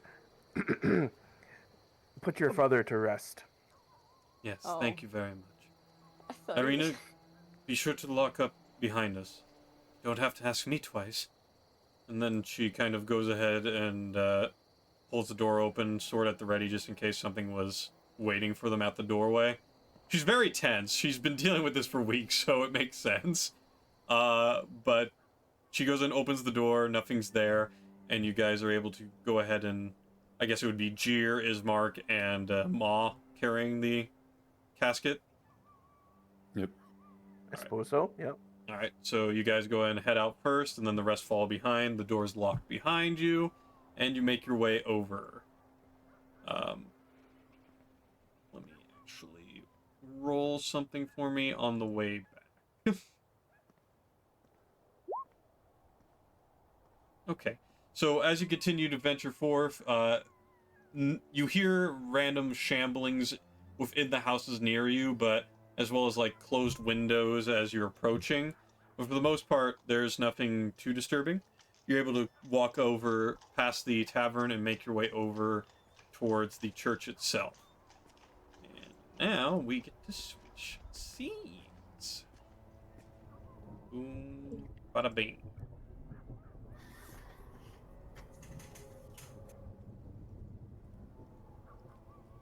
Let me just center the camera here. Everything is dark. That worries me.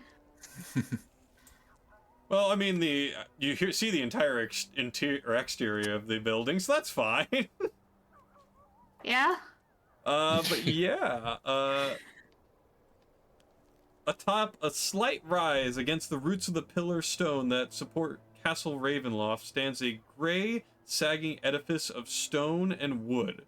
This church has obviously weathered the assaults of evil for centuries on end and is worn and weary.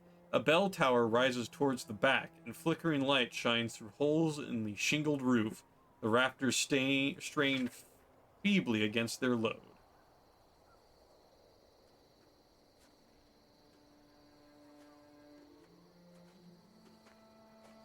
feel free to explore So- around or approach the door. Do we need to go in to find the priest, or will he come out to meet us to Well, deal with? I'm assuming that there is like a cemetery or graveyard behind the church where we need to take the yes. coffin. Yes. So You do notice as you guys are kind of walking up that along the side of the building here, you'll see that there seems to be like a fenced off area that leads back towards a cemetery house and assumedly a full on cemetery. Okay. But you don't see any priest around in the front of the building or anything. And Ismark is just a little bewildered. It's like, usually the doors are wide open and someone's waiting. We should go ahead and check to make sure Donovich is inside. Okay. Okay. Are there any windows?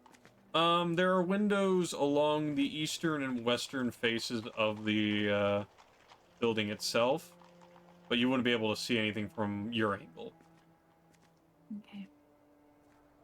Alright, so as you approach the door, I'm assuming you're going to the door. Yep. The heavy wooden doors of the church are covered with claw marks and scarred by fire.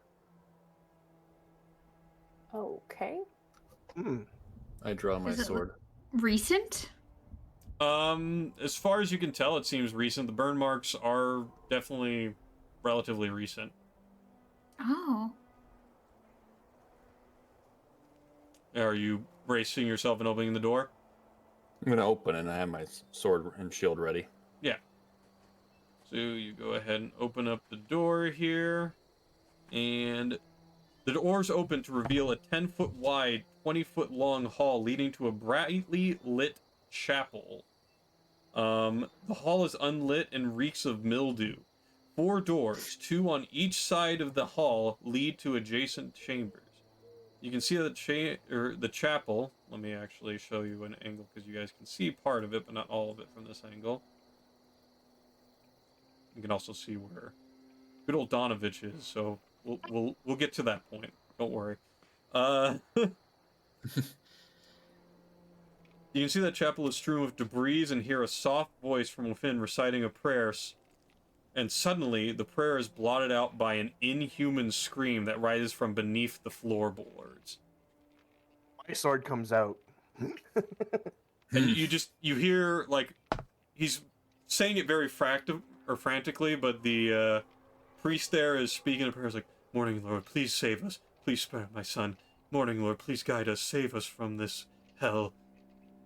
And he's just constantly repeating those same prayers over and over and over again. I very cautiously, like tentatively, like walk up into the chapel and approach the priest. Okay. As you can see, the debris is spread all over the place. And as you enter into here, it should be considered part of F. Hold on.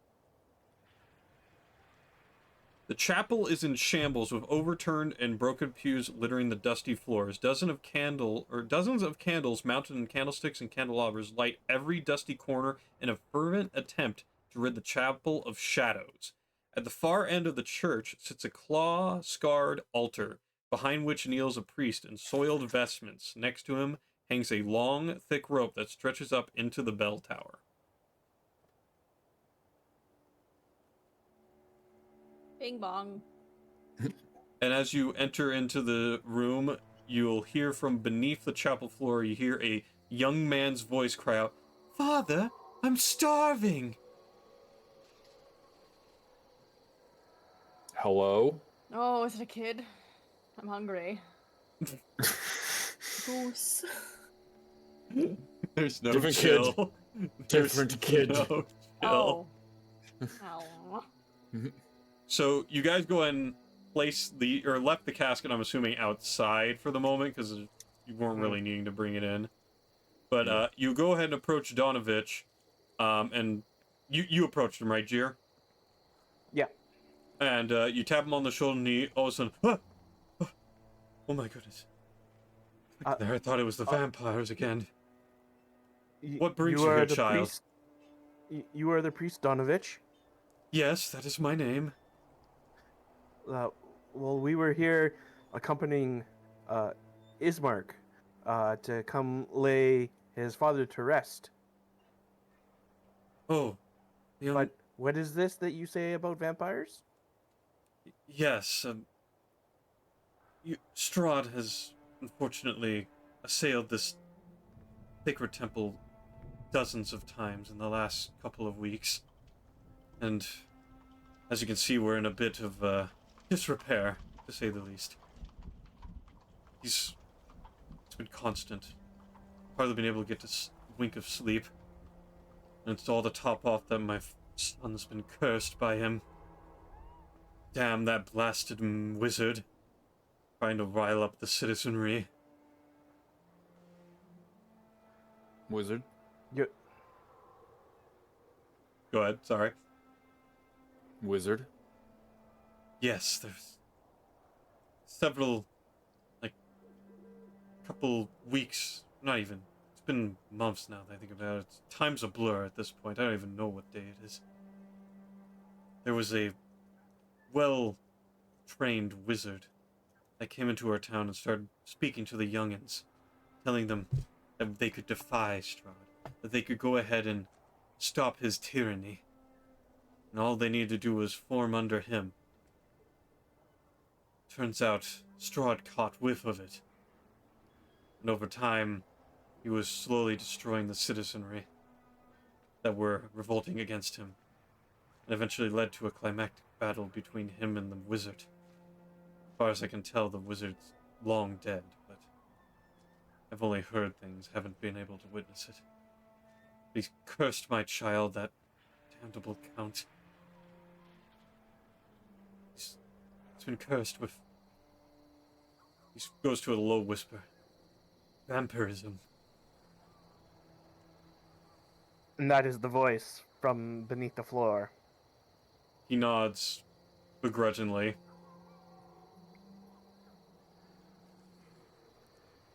Don't know what to do.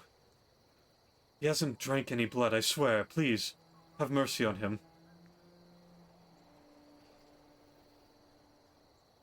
I have little mercy for the undead. I turn to Jir.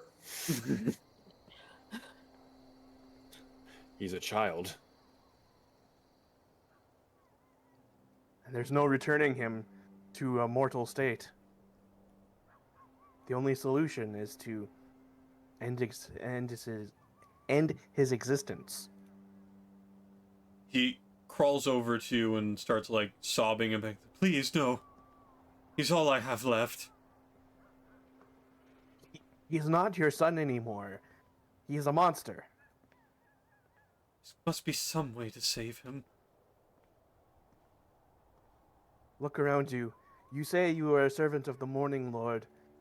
If the Morning Lord still blessed this land in any capacity, there would be no chance for any of the evil to even enter this holy place. And yet, look at the destruction around you.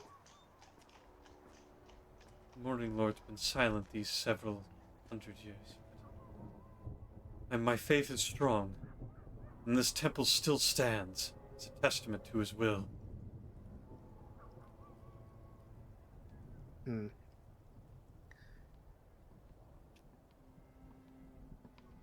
Is there a check I can do to kind of see if I might know of some sort of, or if I might have thought of something that might be an idea?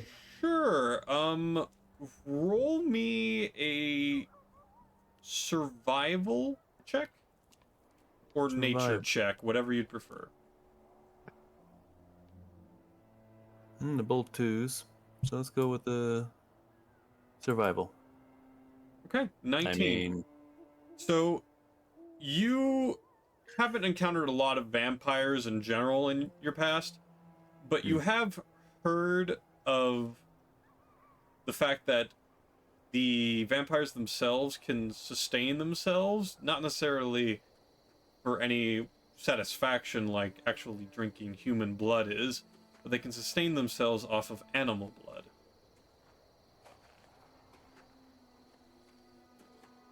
Wild Perhaps something animals like like this. deer, boars, and such. Perhaps something like this until we can find something more permanent to help.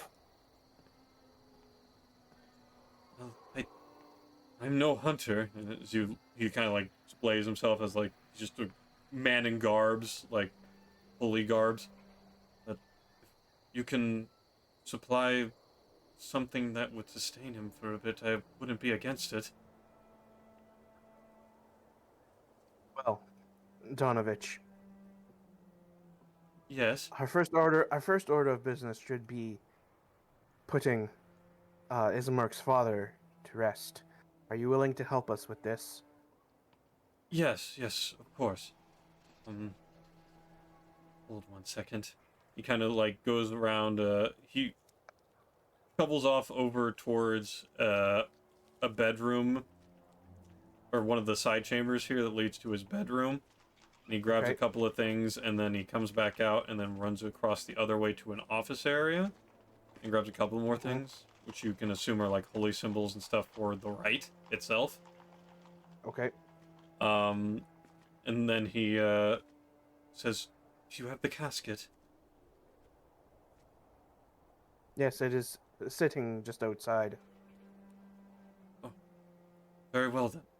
Let us head over to the cemetery. And he goes in, has a key ring, then he pulls out a key itself and starts walking out towards the front where the casket is. And he Okay. briefly looks at the body of the burgomaster, and he's like, "Ah, my dear friend, you were taken from us too soon. May the morning Lord bless you and give you eternal peace. Come, let us go ahead and take him to the cemetery." All right. We heft up the coffin and continue on following him around. Yep. So you guys go ahead and make your way over to the cemetery itself.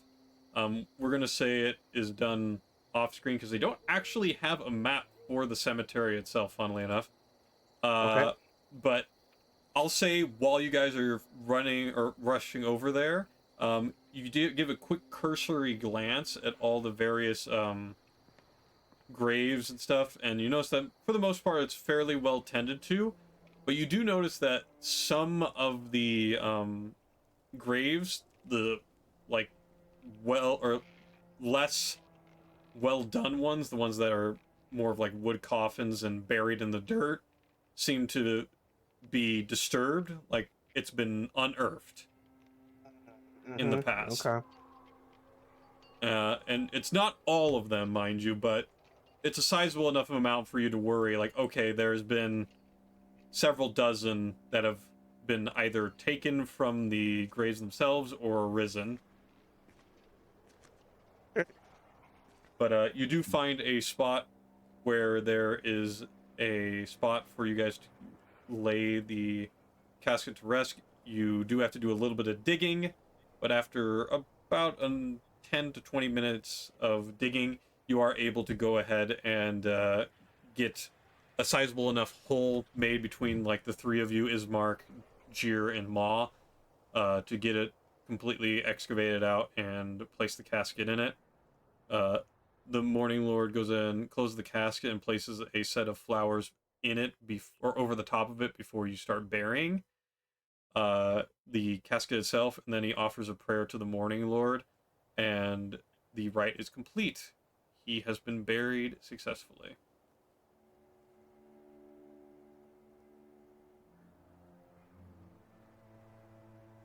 Okay. Um.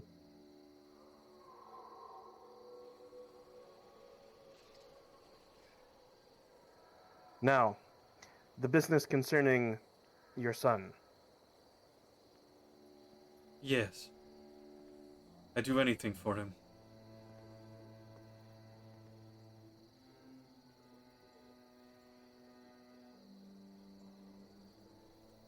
Well.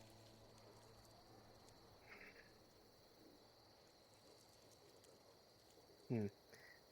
And then I just kind of stop and then I look around at my friends. Yes. Is there anything that can be done? Well, I mean, you brought up the fact of getting Yes.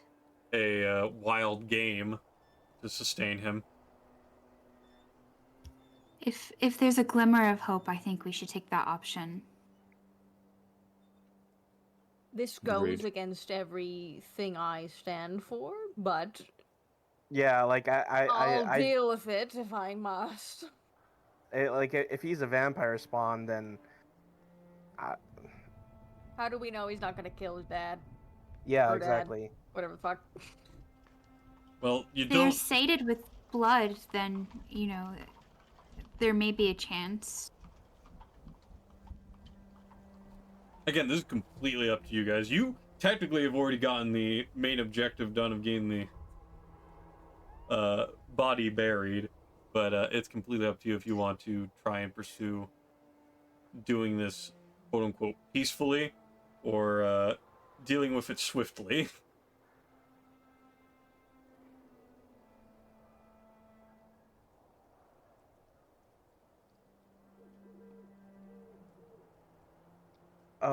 Give me 1 second here.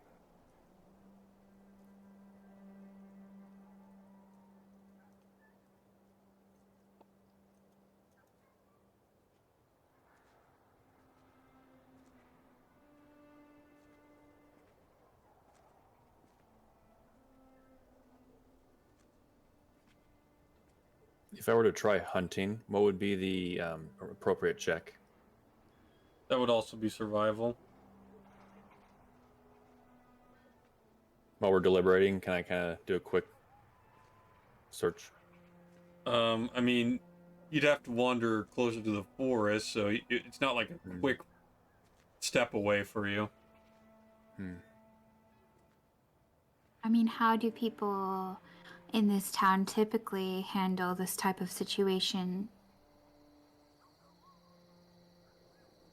Well, in general, if it's a vampire spawn, people are of the mindset that they're mostly lost. So they just need to be laid to rest. That's the greatest mercy you can give them. Do they retain any of their like memories or They retain their memories. sentiments? They retain their memories of their past, and they have the vocal capabilities and the charisma to have appropriate conversations with people. But the problem lies in the fact that obviously they're monsters now. They cannot let light really touch them that much. They feast off of the blood of humans and therefore most likely kill the people they feed on. Because the main thing about spawns is that they aren't as in control of their hunger as a full-on vampire.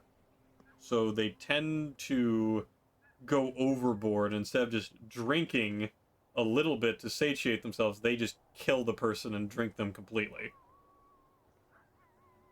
Okay, but Ember doesn't know any of this.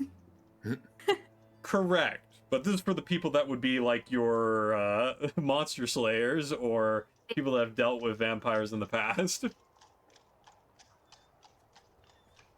So Ember's like, And you this is know, probably that's what his would son. Ismark would We you have to save advise. them. We have to save them.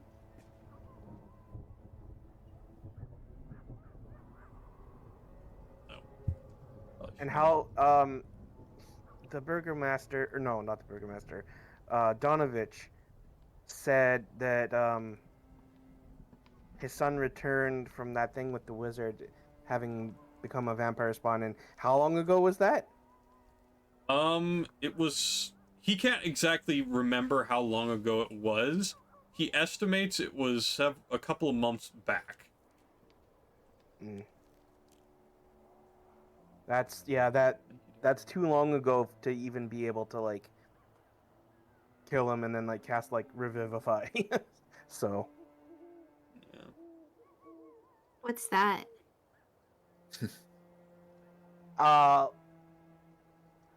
like revivify is like a like bring someone back from death spell.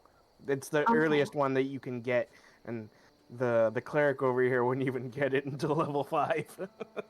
Yep. I see. So even if we wanted to just try and leave him and then come back later to try and help, it wouldn't do any good. So we're gonna have to kill a kid. Yes. Well, he's not a kid anymore. Based on what you see here, like, Donovich is a middle-aged man, so you'd have to assume that his son is a, like, teenager or young adult.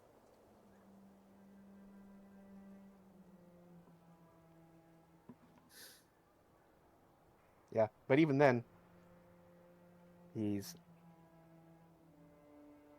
wouldn't be like a human teenager anymore. He is now a monster. This is true.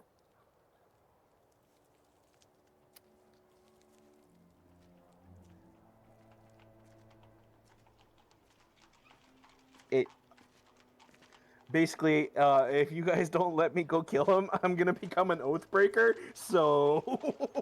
Oh no. Well, I don't like it, nor do I agree with it, but I'll have your back. If you want, I'll kill him. That's kind of like above table talk there, just in terms of like mechanics wise, because like part of my oath is like my oath of vengeance is that like if I learn of undead that I am able to deal with right now, I have to go deal with it. If I don't, I break my oath. Well, I kind of look over at Jigger and I say, you know, it's not my first time doing this. I've exercised many undeads before. So if you would like, I can take it on so you don't have to, and you'll still be fine with your oath. Oh well, I mean, I it's more of like I don't want to just leave and leave him like leave him existing in this current state. Gotcha. Then I look over at the others and I say, I think you all should just go back, and we will handle this peacefully.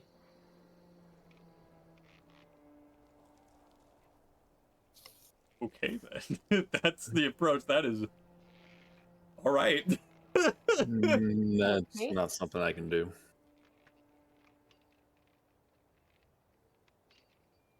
Like as in, like leave or. No, I'm staying with you. Okay, yeah. And before you guys start walking away and conversing further, Donovich is continuing to pray over all the various graves, and he turns to you all and briefly... hold on. He goes in and says, "You must get the young lady of the house out of here as soon as possible. Take her to the Abbey of St. Markovia or even Balaki. Those will be safer places for her. Won't be completely free of his influence. But there's a chance, at least."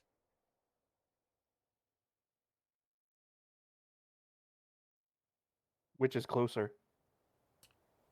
Excellent question. Let's just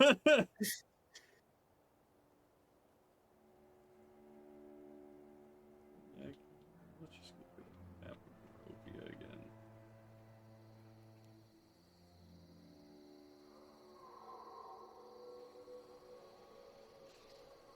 Need a full image here. Hold on.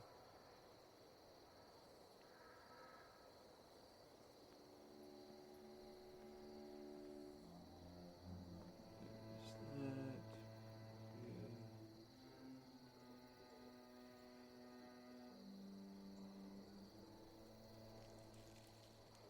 So, from what you gather on the map, Valaki seems to be more of a central point of the map that was provided to you, whereas the Abbey of St. Markovia is to the far northwest.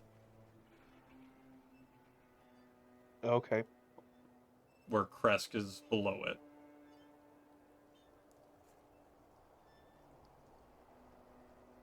So technically speaking, Vallaki is closer. Closer. Yeah. Okay.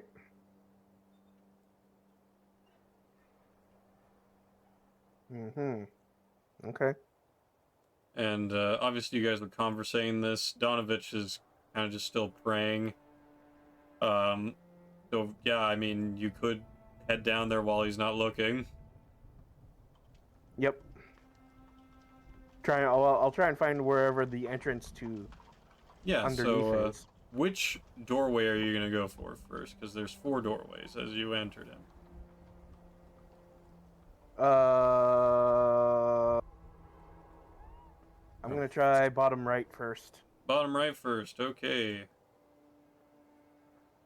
Whoops. Yeah, if you want to move your tokens over, I'm going to actually shift the camera over here. Okay, so let me go and give a brief description of this room. Yeah. So, time and neglect have punched holes in the ceilings of this moldy room, which contains a few broken roof shingles amid puddles of water. In one corner, set into the floor, is a heavy wooden trapdoor, held shut with a chain and a padlock. A young That's man's what that is. screams of anguish can be heard through the door. First time's the charm. And Yes. Well done. hey, Ma. Yep. You want to try and open this trap door? Sure, why the hell not? How do I do? Yeah, you can give me a strength check on that. Just a straight strength check. Son of a bitch. All right. 21. Cool. Yeah, you get your arm underneath the lock and padlock. It's kind of rusty anyway, and you just forcefully lift it up, and it breaks it right off its hinges. Right. Hup. All right. Going There we go. down. Okay. All right, let me reveal that area of the map for you. And you guys can place your tokens accordingly. And I will recenter it here. So now you guys can see where you need to go.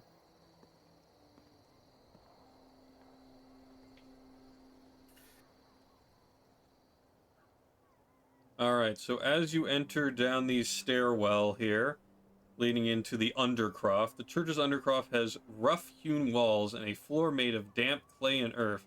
Rotting wooden pillars strain under the weight of the wooden ceiling. Candlelight from the chapel above slips through the cracks, allowing you to glimpse a gaunt shape in the far corner. Let me reveal the rest of the map for you since you guys have moved up now. We can see in the dark. That too. Yeah, I mean, there's that, and there's ways you can see it still. Plus, you also have your sword, Yes. your pretty sword. I can't see a thing, but you guys got this. We got this. Creature, you must be what was Donovich's son? He just looks over at you and he starts like sniffing. He's like, "I can smell your blood. Don't get near me." That's as good of a yes as I guess I'll get. Where's my character sheet?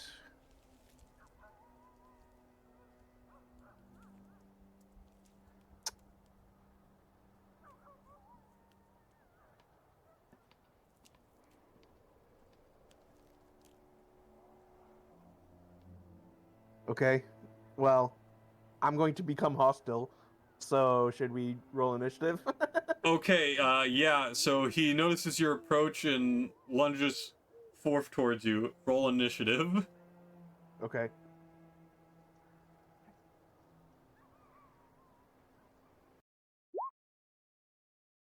Oh, only a 4, come on.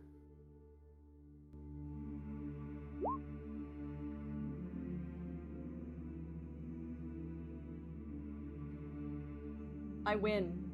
You You win. do.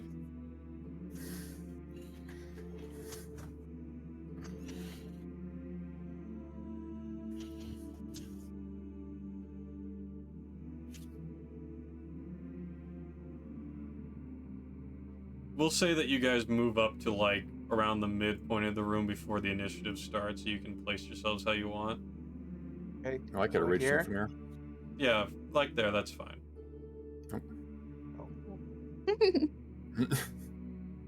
You and I are thinking the same one. No, I can reach it from here. I'm good. Same. Having 40 movement speed's pretty nice. Having 120 feet of range is pretty nice. It's pretty good too. Why is it showing two Hey, Bit. Jeers on them and two Celestes on the initiative order? I don't know, but I win. Hey. Oh, okay. I accidentally got rid of Jeers. I'll put you back in. No problem.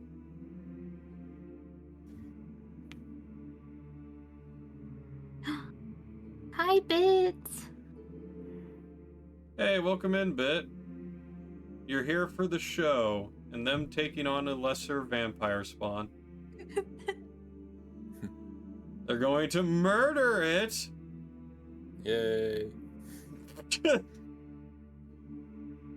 Yeah, I can't say I'm thrilled, but it's the right thing to do, probably. Probably. Thank you for the work then. Hope you've been enjoying. Been lurking but couldn't type. All good, man. Thanks for joining us. All right. Let me see here. Music-wise, do I just want to have a little... What can we do here?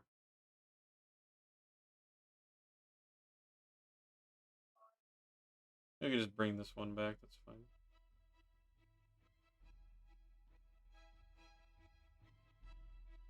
All right. So top of the order is going to be Goose, followed by Ember. Then not Goose again. That's wrong. Ma, Celeste. Twice, don't worry. Then Doru, which is the vampire spawn.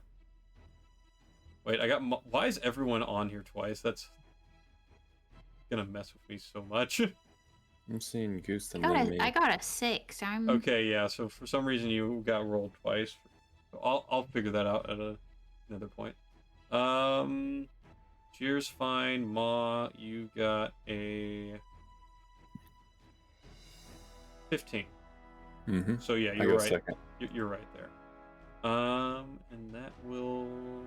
Now we're good. Celeste, what is your Dex mod My dex mod is or Dex score, 2. I should say? I'm sorry. Oh, 14. Okay. Let me just pull up his here.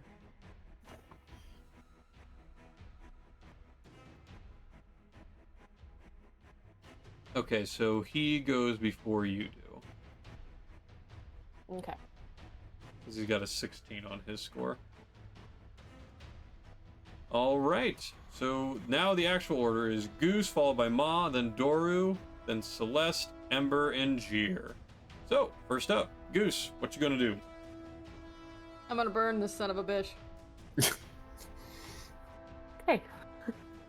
All right, That works. fair enough. Well, shoot. That'll definitely hit.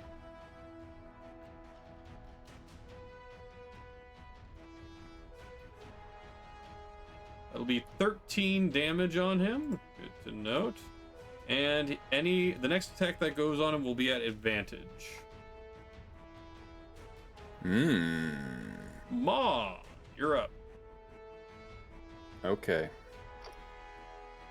You said next attack has advantage? Correct. I'm placing myself here in case he wants to slip away to someone else behind me. He's going to invoke opportunity attacks. Since I don't need to reckless attack because I already have an advantage, I'm going to go in with an attack. Just with my silver. Short silver.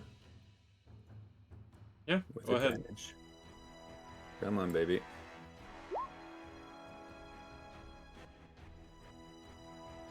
Will the 20 hit? Yeah, that'll definitely hit. Okay, cool.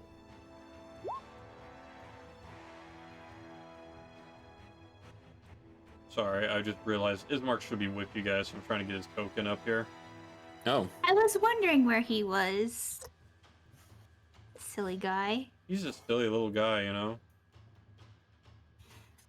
no, it's Ixmar the equal.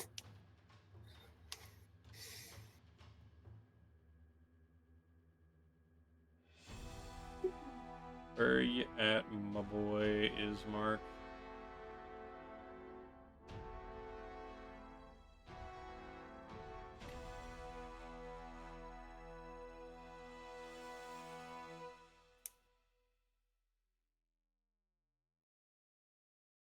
There you are. Jesus, it took me way too long to find that.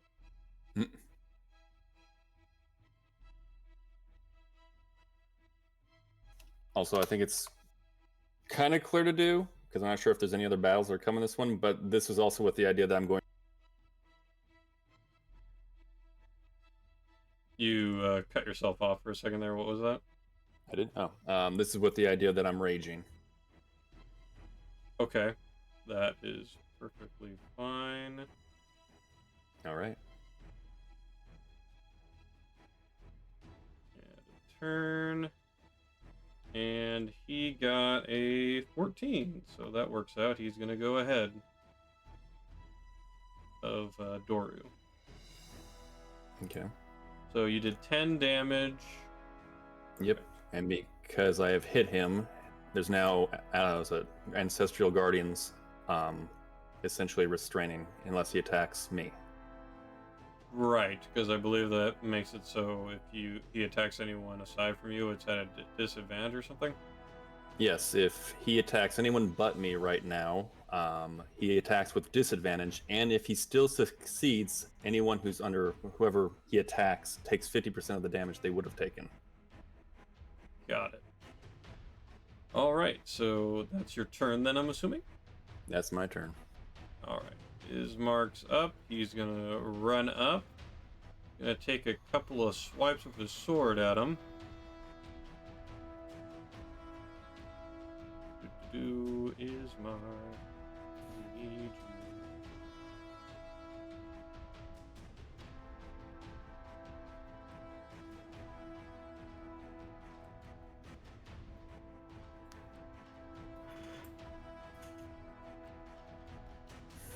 Alright, so let's go ahead and do the multi-attack here.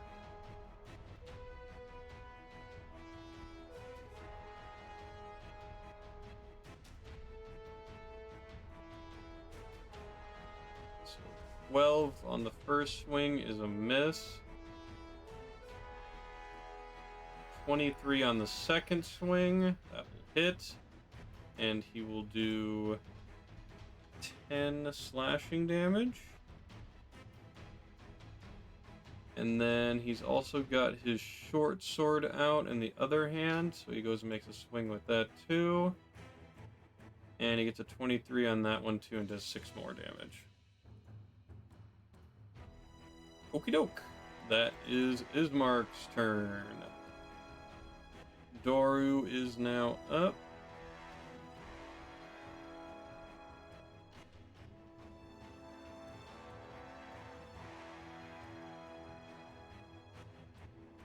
And I guess at this point he's going to attack Ma.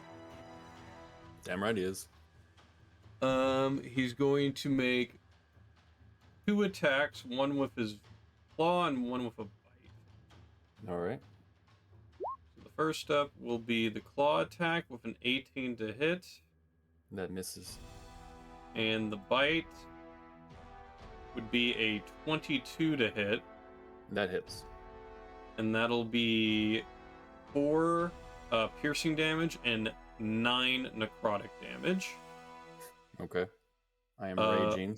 So you're raging. The piercing goes down to 2 then in that case. So you take a total of 11 damage.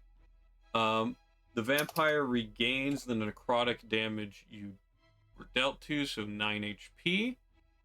And on top of that, you reduce your max HP by 9. Hold the line. Okay. This hamlet shall not fall. Okay, and he's gonna get a +9 to that. Drew coming with the raid. Welcome in, Drew the Damager and friends. And it Welcome in, was it was Ma, myself, and someone else that got that +5 from the pixie, was it? Yep. Yes, you guys got a +5 to your max HP. So now it's basically he's Okay. lost 4 max HP, technically. Yep. Okay. Yeah. Drew Tang Clan Oh. ain't nothing to fuck with. That's true. Welcome in, Drew and Raiders. Good to see you all. We're in the midst of our campaign here of Curse of Strahd. They're murdering a teenage vampire spawn. Keep rubbing that in. Yep. Well, when you put it like that, it makes me look like a bad guy. Yeah. What? No. It's not my fault he's dead. True. He's a monster. I have to kill the monster. No, you're good. You're good. No judgment. If I don't kill the monster, I become an Oathbreaker paladin. That's exactly what a person that has lots of judgment would say. There's some kitten in the corner. That is right. We got Maw, the Damn right. barbarian, ancestral guardian. He's gonna keep everyone safe. Yee. Are we on Celeste's turn Yes, now? it is now Celeste's turn. Okay. Oh, Eric's judging you guys now. I bet you feel awful. I didn't do it. Eric, It's not no. my problem. Alright, so I am going to cast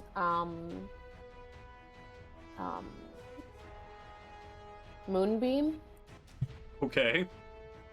because that also has Radiant, so might as well try that. Does radiant damage do more damage? It does make it so the healing that he naturally gets doesn't work. Okay. This is good. Go ahead.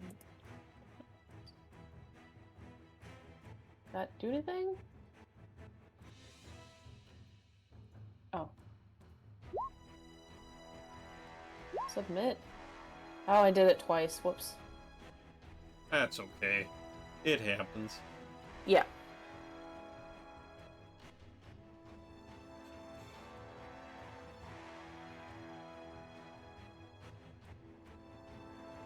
I believe he has to. Save on a con save. Yes. Alright. He got an 18. Well, Half okay. damage. But then he takes half damage. So we'll take the first one there. So he takes 4 radiant damage. It is a 5-foot square radius, I believe, right?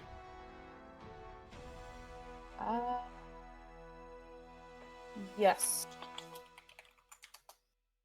Okay, so I'm gonna need Ma to also make a con save.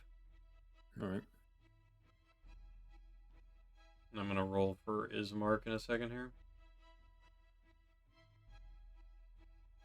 Okay, Ismark saved, and so did Barry, so you only take 4 damage. Okay.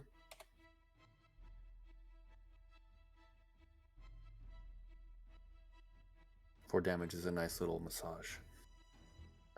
The beams, they're very soothing. Very. As it's blistering your skin, but yes, very much so. What smells? Oh my gosh. I was gonna say something, but we're on stream. Oh, please, because I think I know where We you're don't going. need a sus dolphin right now. Or sus tabaxi. Oh. Before you continue with that thought, Ember, you're up! Yep. Yes. So Ember over here is struggling. You know, she wasn't prepared for this sort of situation and has honestly never encountered this type of situation before, so she's having a little crisis, Okay. and can't really bring herself to throw a punch at the moment. Okay. So you're just gonna stay there in like stunned silence? Yeah. Okay. That's perfectly Sure. fine then. Jeer, you're up. You're like, fuck that. I'm gonna run up there with my big old sword. Yeah, yeah, boy. It's punishing time. Oh my god. What did you redeem, by the way? Oh, you redeemed give a command. Fire What breath. command did you want?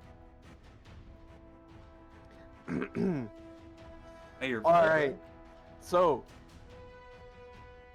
I run up here, use Vow of Enmity. Okay. That uses up one of my channel divinities. Uh-huh. And then I get advantage against the person I mark as my target for 1 minute, or until it drops to 0 hit points. Okay. Which target? So obviously my target is Doru. All right. So he is now my enemy. Justice. So I have advantage against him. At which point now I will Smite. Well, I have to great sword attack first, and make sure I hit, but I get advantage. Yeah. Yeah, 25 will 25 to hit. hit. Yeah, that'll hit. And then burn the divine smite as well. Okay. And divine smite is another 9 radiant damage. Alright, and what's the damage on the greatsword? Oh, whoops! I forgot to do that. 12. 12. Slashing. So 21 total damage. He is looking quite beat up. He's like his eyes are darting all over the place. He's looking for like a quick escape, and his blood is being seared before him with all the moonbeams and guiding bolts. Mm-hmm. All right. Back. Well, Oh, sorry. go ahead. I used all of my resources on that, so I'm done. Okay, fantastic. Goose, you're up. Right, I'm gonna move right here for purposes unknown, but I know them. Okay. I'm gonna cast Toll the Dead. Okay. Yeah, go for it. I'm just opening my book. Hold on. Open my book. Does anyone else have like the laggiest Roll20 or no? I'm doing okay. Is it like the actual site? Yeah, the whole site is just so laggy. Oh. I haven't had anything too bad on my end. He crit succeeded on the save. I'm gonna kill somebody. Him. Working on it. I don't. Alright, is there anything else you want to use for your bonus action? You can bullet pretty hard. I don't think I have anything for bonus action right now, so I'm good. Okay. Ma, you're up. All right. Using my silver sword as its strength instead, so my chance to hit is going to be reduced by 1 because it's right now showing dex versus the strength.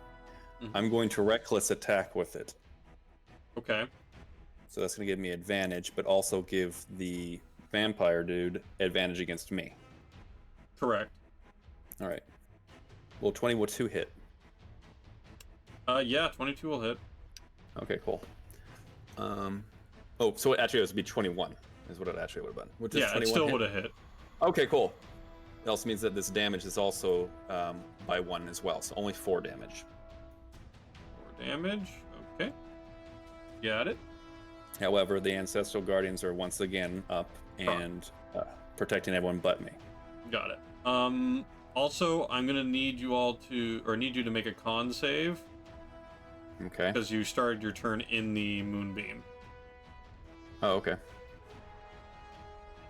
Alright, so you passed that, and, can you, Celeste, roll me the damage again for moonbeam? Okay. Yes. Because it's gonna be halved for you. Okay.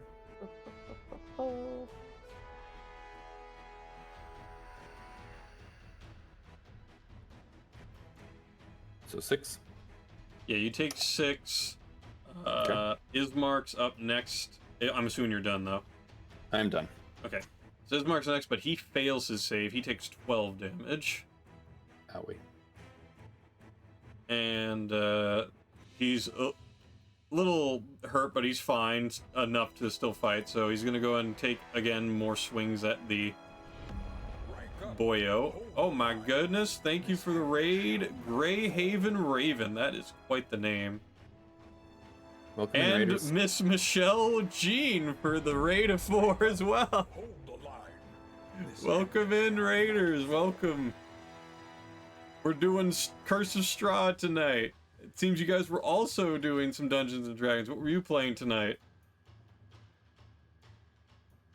Welcome, welcome, welcome. And Dr. or D&D with D. Thank you also for the raid. We're also doing Curse of Strahd. Oh, awesome.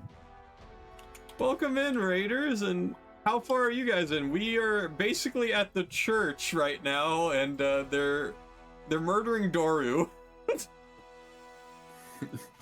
That's not my fault he died. He's undead. It's the same thing. If it's undead, it doesn't count as murder. it's Yeah, dead. sure. No. Whatever makes you sleep at night. Yeah. I'm still not sure about this. This is my whole No. being. What they need to die, or not die because they're already dead. They need to go away. Don't feel bad, Amber, for not wanting to join it. And also don't feel bad, Goose, because this is exactly what you're supposed to do. I don't feel bad. Do you Good. hear me? I don't feel bad. No, you're angry. Let's go. I'm very angry. Die. Oh my gosh. Alright, so he's able to hit on his second longsword swing and hit also on his short sword swing. So he's going to do a total of 14 plus 8. That's going to be 22 damage. Wow. And Oh, Doru's looking very beat up. He is on the edge of dying.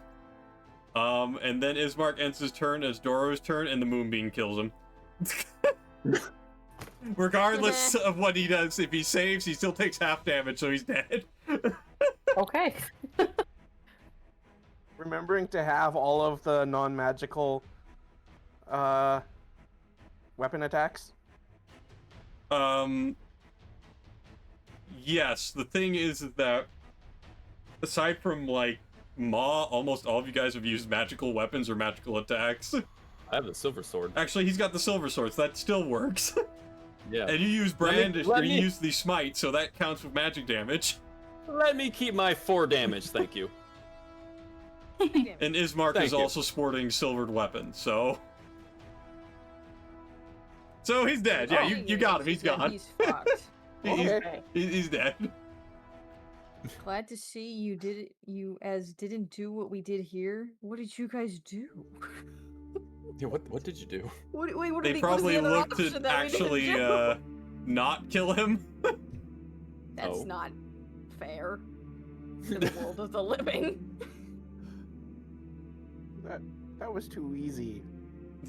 So yeah, his body Don't falls tell me being over. that. The combination of radiant damage and all the other stuff you've done sears his body to dust. And it's just a pile of dust on the ground now. Dad's gonna be so upset with us. Yeah. Time to leave! If Is anyone Ismark looking dies, does he after him? become known as Wasmark? Well, It should be. I crouch down and I extend a hand over the dust that was Doru, and I just kind of close my eyes, and I hope that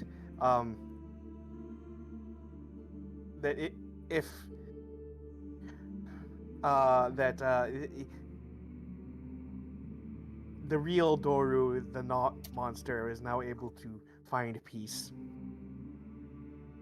Yes, and you I have can't- that in your mind and soul, that is hopefully the case.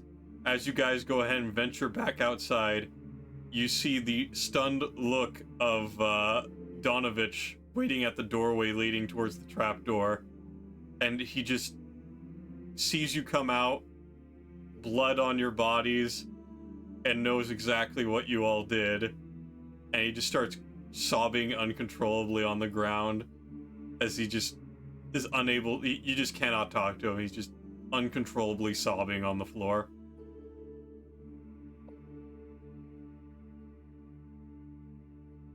I just ask him, you said Strahd. You literally can't talk to him. He is like in a panic. He's manic to an extent. Your best bet is to just leave.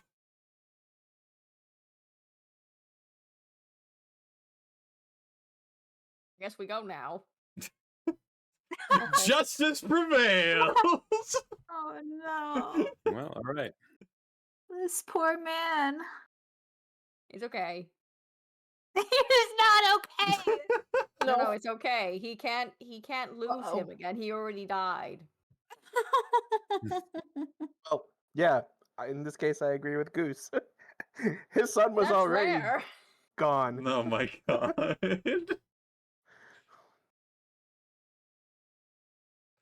And yeah, in case you were wondering, like, oh, was there loot? No, there wasn't any loot.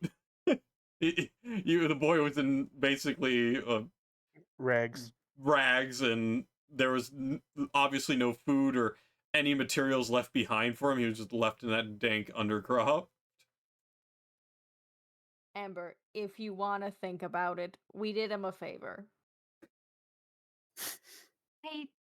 I suppose. Although I'm probably going to wrestle with this for some time. You can, but I will tell you now, he would have been upset like that for a long time until his dad was forced to do it himself. Okay. I'm gonna let you know that father wasn't gonna be able to deal with that at all. Or the little boy Please don't killed tell the us that. father, so we Well, yeah, saved a life. I was just gonna say, Yeah. like, it's more likely that, yeah, the We saved someone, and they couldn't Yeah. save themselves. Well, what I'm Very saying is that true. if he had to push come to shove, he had to kill his son. There was no way in hell he was gonna be able to fight off his son.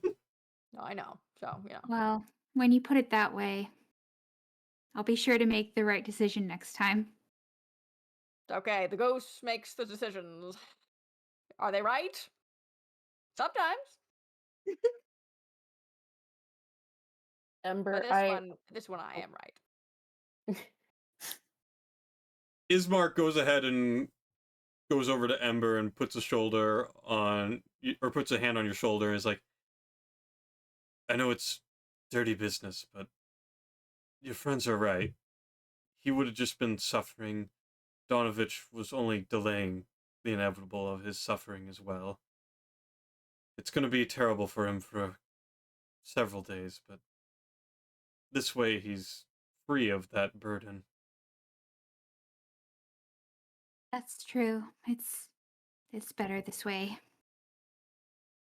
And then he goes ahead and just briefly turns towards Celeste, like, now I'd like to request that you don't burn me with holy light the next time we go ahead and have a fight. no, I will try not to. Thank you. Why were you upset about that? It was a nice massage. It's warm. He lost like a quarter of his health from both of those. My goodness, man. What is your HP? Higher than yours. My if I good got man. if I got another turn, I was gonna use radiant consumption and start like blowing out radiant light from all of my orifices. Oh and my burning God. shit. Just blind everyone in there. So much light. Ah. He really means all his orifices. Oh,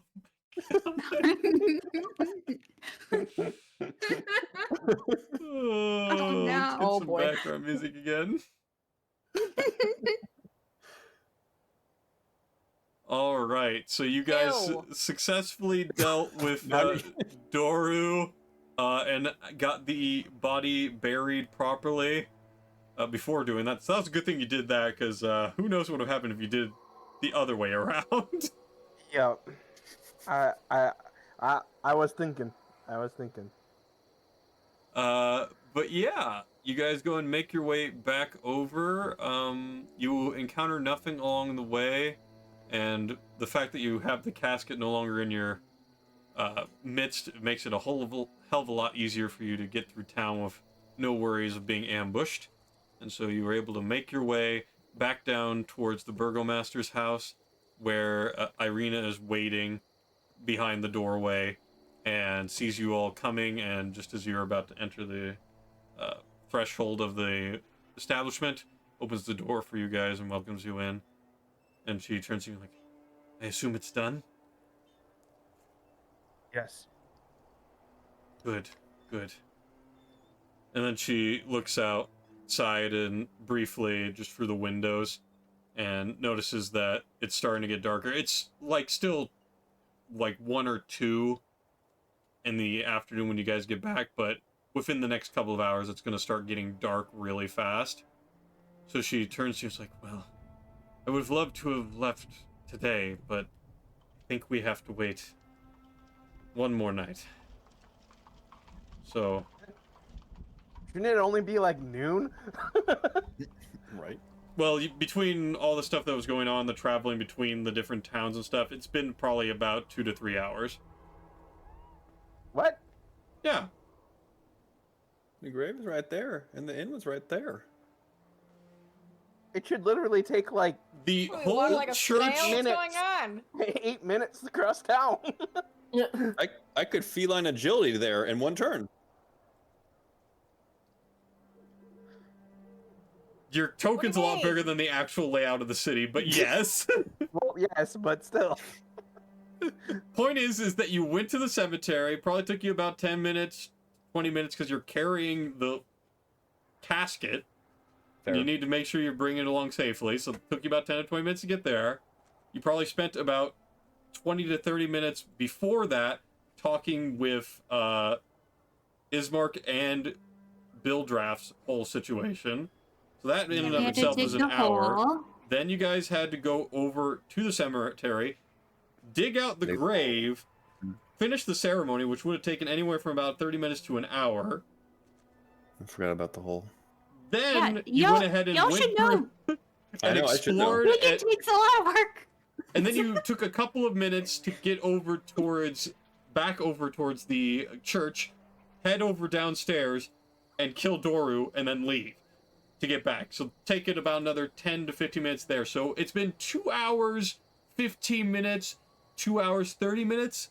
So you start at 10, puts you at around 10:30 or 12:30. Yeah, like I said, it should be around noon. Point being is that you want to leave first thing in the morning because of the fact that that's when the vampires and everything are least active. Fine. That Yeah. aside, there's also the fact that as you guys are having your conversation with Irina and sitting there, you start hearing a carriage outside of the household, and it's parked just waiting outside the fence. And it does have that familiar Vistani look to it, with all the various accoutrements that are part of that and the symbolics or symbols that are blazoned upon the carriages themselves. And Before you started describing it, I was gonna be like, I didn't think we even hired a carriage yet. Nope. So Ismark goes ahead and sees that, and tells you all to wait here. I'll check it out.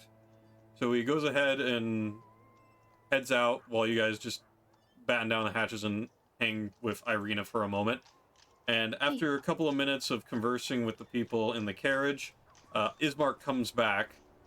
He's like, well, guess we have time to kill anyway, so this works out. Oh, I already Madam- did enough killing. Madam Eva wishes to speak to you all. Who's She's- he? She is a seer of the Vistani, and probably the most powerful of them. She can offer you guidance, and she's a true neutral party in all of this. It'll also give me time to go over to the stable master and see about getting a carriage. while you are all gone. Okay. Okay. For now, Well, if you, unless you want to refuse Madame Eva's favor and advice, that is completely up to you. I think I am intrigued, even if hesitant. Yes, we might as well. Wait, you said we're getting carrots?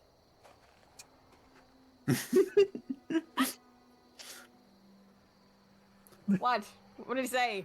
Ismark yes. Ismark reaches into his bag and pulls out a carrot and Oh! hands it to you. Oh, there you go. I was planning to give these to the horses, but I feel like this is perfect at this time. I'm a ghost, but I'll take it. You just asked about the... I'm I gonna like go carrots. ahead and... He steps over into the threshold of the mansion and is just like, I'm gonna head towards the stable master. You decide what you will. Wherever they end up going, Irina, make sure to lock up and stay away from the doors and windows. And she just gives a curt nod, and she starts, in case you guys decide to stay, she starts like getting cups out and whatever offerings she can food-wise for you if you do decide to stay.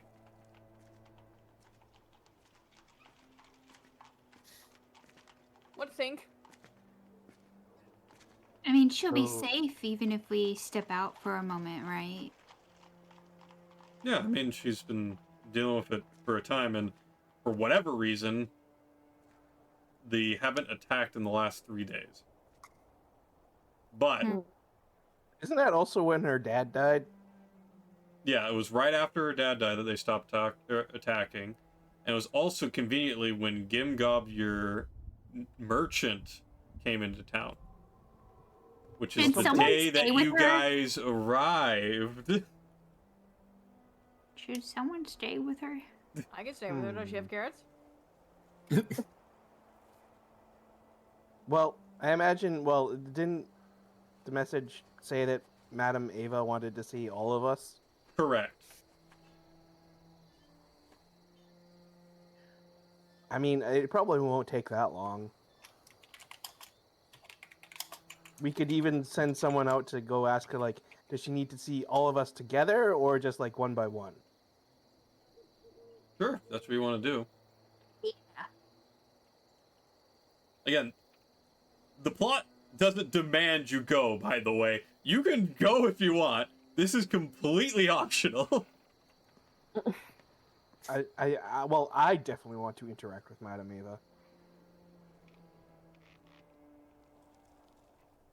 I just want to make sure she's okay, so y'all can check it out if you want to. Irina goes ahead and turns to you and says, if you want to all go, Madame Eva has quite the predictions when it comes to knowing the future. If she knows what's going on here, most likely she did this knowing there's an opening for you all to go. So I should be Okay. fine. Okay. All right, okay. You want to go? You want to go? Yeah, let's go then. Okay, let's go. Alright, well, she goes and packs up like a small set of rations for you guys to eat along the way. We'll see you soon then. She goes ahead and locks up the door and everything behind you guys as you step out.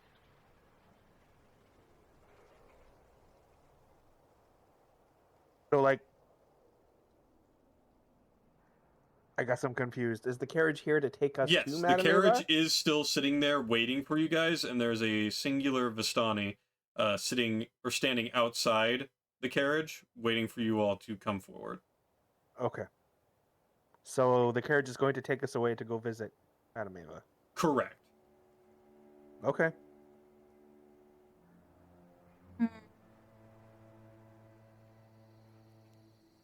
I swear, if something happens while we're gone, Yeah. I'll break All my right. back open if something happens. Don't you worry. Okay. You Yeah, reserve that. it might be a truth. little different from what the traditional book does, but I'm doing it this way. I feel like it allows me to go ahead and do a different route on some of the events that are kind of spoon-fed to the players. It makes more sense to make this work this way, where I can take them to Eva this way, and then lead into other events after the fact. We don't need to get into that. Well, let's all hop in the carriage and go see Madame Eva. Okay, we hop. I hop. Okay. I waddle. Welcome aboard. Hi. Please, take a moment, rest. I'll get us to Madame Eva in no time. Tomato. What was that? You said tomato. I refuse to carry. Is it Tamara? No. Never mind. Never mind. I'm just so like food. confused. No. It's just you said tomato Eva, and then I was like, oh, tomato, like tomato. Oh my. So yes, you go ahead and enter the carriage, and it starts making its way through the town and heading off towards the east, I believe. Could have my directions wrong. Yes, it's going towards the east.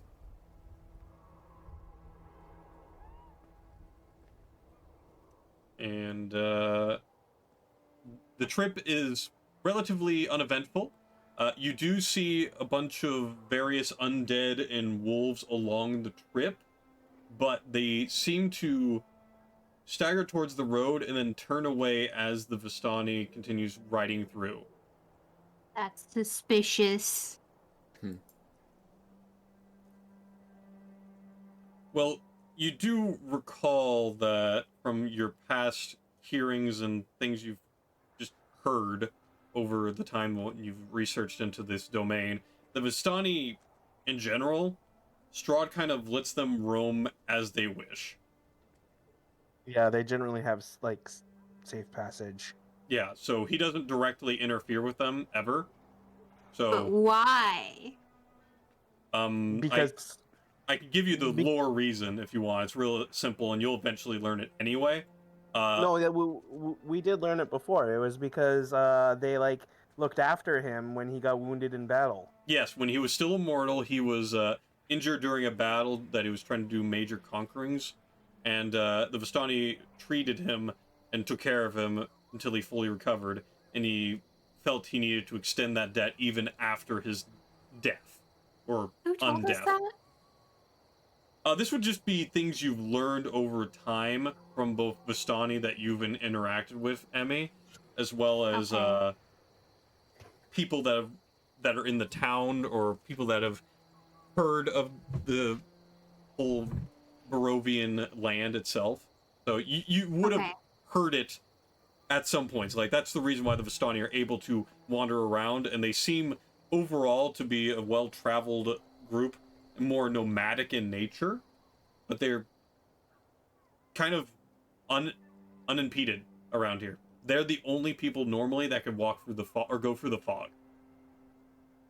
I just didn't realize that even the wolves like leave them alone. Yep. Yeah, pretty much, Shadow. A little bit of a blurb.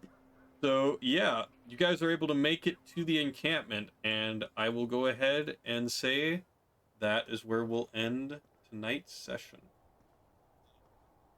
But I'll give you a brief look at the camp while you're at it. Big ass horses.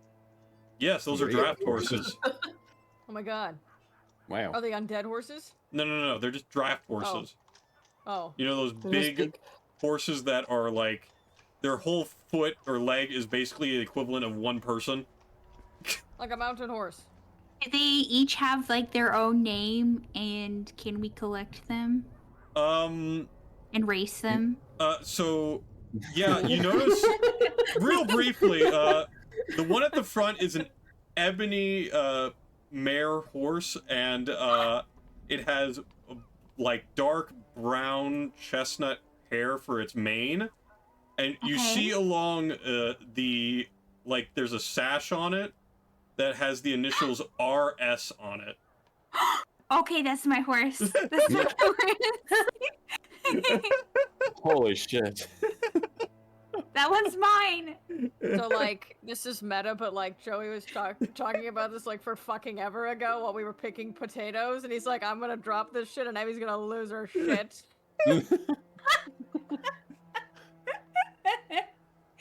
Yes, yes. Listen, this is my life now. This is my life now. Oh my god. Rice shower. Yep. You My got baby. it.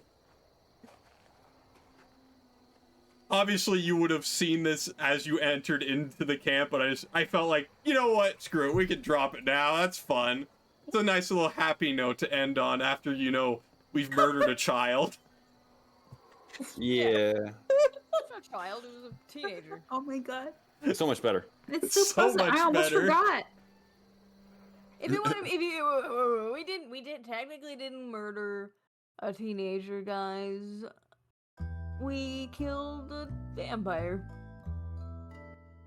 A teenage vampire. No, we leave out age when they're dead. Struck down in the prime We don't know how long undeath. they've been dead. Damn. And I'll even have a little bit of the background music for this area, too, just to close it out for the night, too. Okay. So nice. Yeah, this... Definitely happier. Well, yeah, there's people, like, having jovial stories and music's playing in the background. Again, this is a very nomadic race, so they are all about, like, storytelling, travel, music, all that kind Training of your stuff. horses. Yes, big-ass racing horses. In all honesty, draft horses aren't technically race horses. They're meant to just, they're the main, like, ones that would carry large loads for carriages and such. That was practically what they were for. But we're gonna call them race horses for this particular moment, because we want one to be rice shower, damn it. It's just me. Alright, perfect. One's not Brian, right? No, there's no Brian. Okay, cool. There's Bourbon. Bourbon's good. Yep. Anyone who has not watched or playing that game is just like, what the fuck are they going on about? Horse game consumes all. Alright, well, let me go ahead and we can do outros here. So first off, I want to thank everyone for joining us tonight. I hope you all enjoyed the D&D session. I had a great time tonight. It was a very RP heavy session, but we did have one combat, and I know Jir was very upset that it lasted so shortly, but we were able to get a little combat in there. And now we're moving on to the next part, and I'm glad I got to go and get the pacing on what things were going on here, because I wasn't certain how quickly we get through the RP, honestly. I thought we might be past this and on to the next part of the journey tonight. So, good to know. Oh, I'm sorry. I didn't know it would No, take no, so this is long a to good kill thing. a dead person. This is a good thing, believe me. It makes me planning out sessions a little bit better. But yeah. I don't think it was killing the vampire that took so long. It might have been, So thinking of killing a dead person. You're No, right. no, Sorry, my more bad. so trying to pick a fight with the mercantile. Yeah. Yeah. It didn't take long. That is on my character sheet, just for making sure you're all. Yes, they have a vendetta against Bill Draft for all those that are the Curse of Strahd raiders that came in. Miss Michelle, Jean, and all the various other wonderful people that came in. I'm gonna have to thank everyone towards the end. Actually, you know what? I can do it now. But while I'm looking through that, let's briefly go ahead and have everyone do an outro here. So first off, let's start with Shadow Mage. Please, if you would, tell us how you enjoyed tonight, if there was anything you would have liked to have added in, or things in general that you just had a good time with, and obviously promote yourself. Yeah. I'm Shadow Mage. I had a great time. We killed a vampire. That was fun. Great. Woo! Yeah, I'm trying to think. We don't have our other D&D game this week. Nope. So I might be streaming something else, maybe Baldur's Gate 3 or Talos Principle, perhaps Wednesday, Friday, Saturday, something like that. Sounds great. So that's what I might be doing, and that's really about it. So thank you so much for DMing. Of course. Glad I could do the DMing, and you guys seem to have a good time with it. Next, we'll go on to Mixandres. Please, if you had anything you'd like to say about tonight's session, feel free, and obviously promote yourself at your leisure. Okay, hi, I'm Mix. I enjoyed killing things as well, and I look forward to killing more things dead or alive. And, yeah, Goose, chaotic, fun times. And, I'll be live Tuesday with DBD. And, yeah, I look forward to the next time. All right. Thank you very much, Mix. Next, we'll have Mayor Emmy. If you would please tell us what you felt about tonight's session and anything you'd like to add for promos or stuff like that, feel free. Hello, it is I, Mayor Emmy, Mayor of Emmyville. Let's see.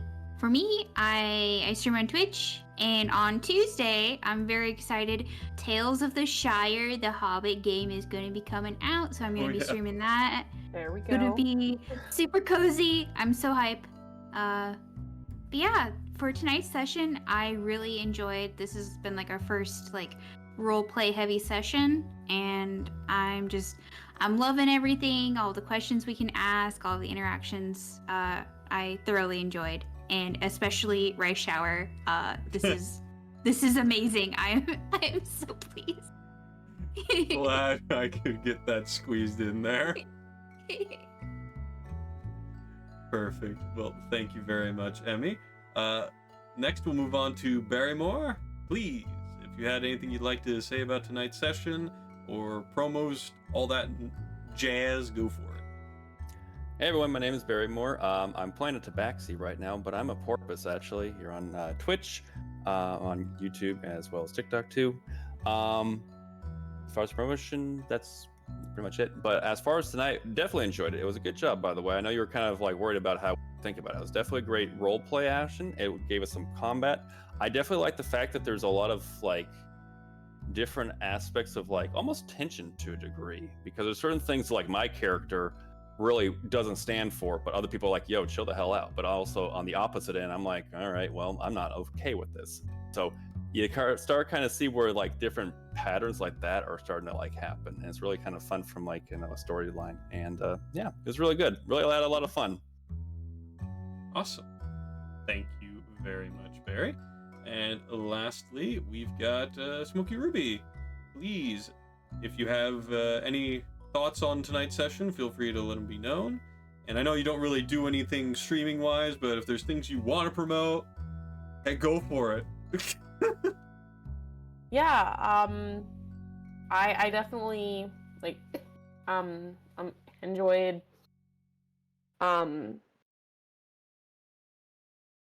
tonight. I kind of hit a wall earlier, so that's why I've been just like a little bit quieter, but that's okay. I've been listening. I've been taking notes.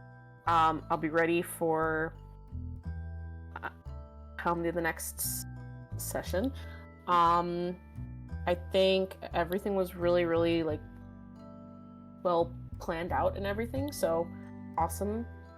But yeah, that's about it. Awesome. Well, thank you all to my wonderful players here. I'm going to do a little bit more of the outro and make sure I thank everyone in here, but I don't want to go and keep you guys here and hear me just listing off a bunch of names and doing outro stuff, so I will let you go now. But thank you. I really do appreciate you all joining me for tonight's session. I had a fun, like I said earlier, but I really do appreciate you guys for any comments and things. If there's anything you want to bring up that you're like worried about too, you can let me know. I don't want anyone to feel like I'm ignoring their thoughts on things. I want to make sure people get an enjoyable experience out of it and don't feel awkward about it. That's my main thing. yeah, I'm gonna get off the Discord, and thank you all once again for joining me tonight. You all have a good night, okay? Thank you. Good night. You Have too. a Thank you good so much for night. DMing. I go. Thank you. All right. Now it is just us, guys. So, hello. Hi, everyone. Thank you very much for joining me on this session tonight. Thank you for all the raids. We had so many people come in today. Like, we just got the 3 raids now, obviously, from Miss Michelle Jean, Greyhaven Raven, and I believe we had one more that came at the exact same time. We also had Drew the Damager, who came in earlier, and we had D&D with D. On top of that, I think we were also given a raid right at the beginning. If not, that is perfectly fine, but thank you for all the support, guys. It's greatly appreciated.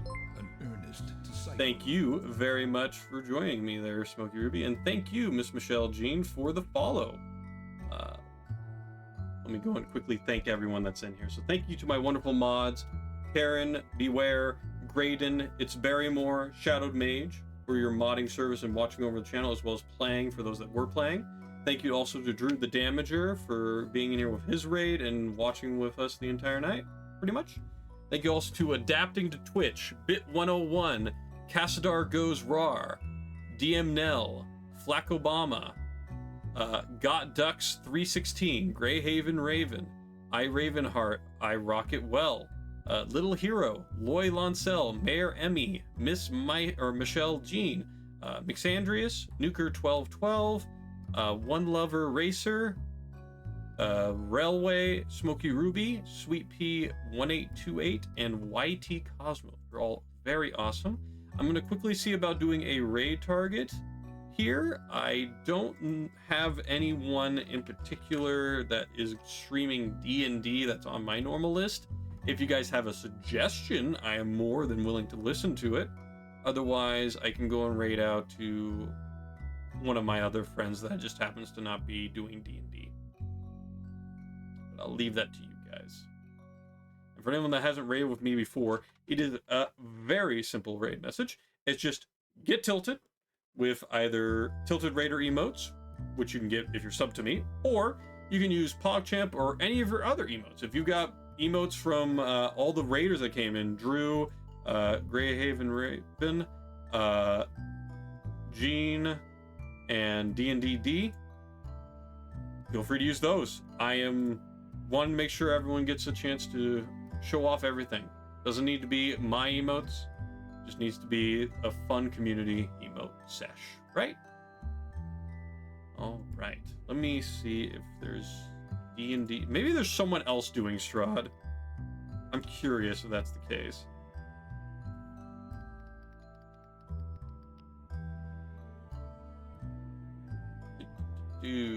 Nope. I'm the only one doing D&D with Curse of Strahd. That's okay. Yeah, get tilted and using that Drew emotes. Love it.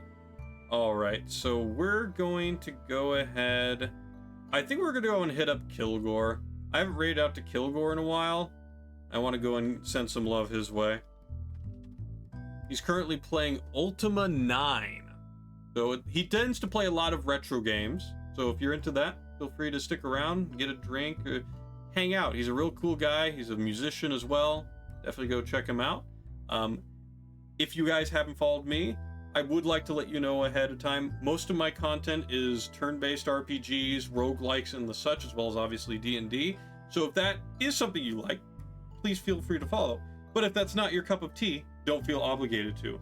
I want to make sure people enjoy themselves here, and I don't want them to worry about, you know, going and following just for the sake of following. It just never felt right to me when a person had to do that. So yeah, we're going to raid out to Kilgore, guys. Thank you all once again for joining me, and I'll catch you in the next one. Peace out, guys.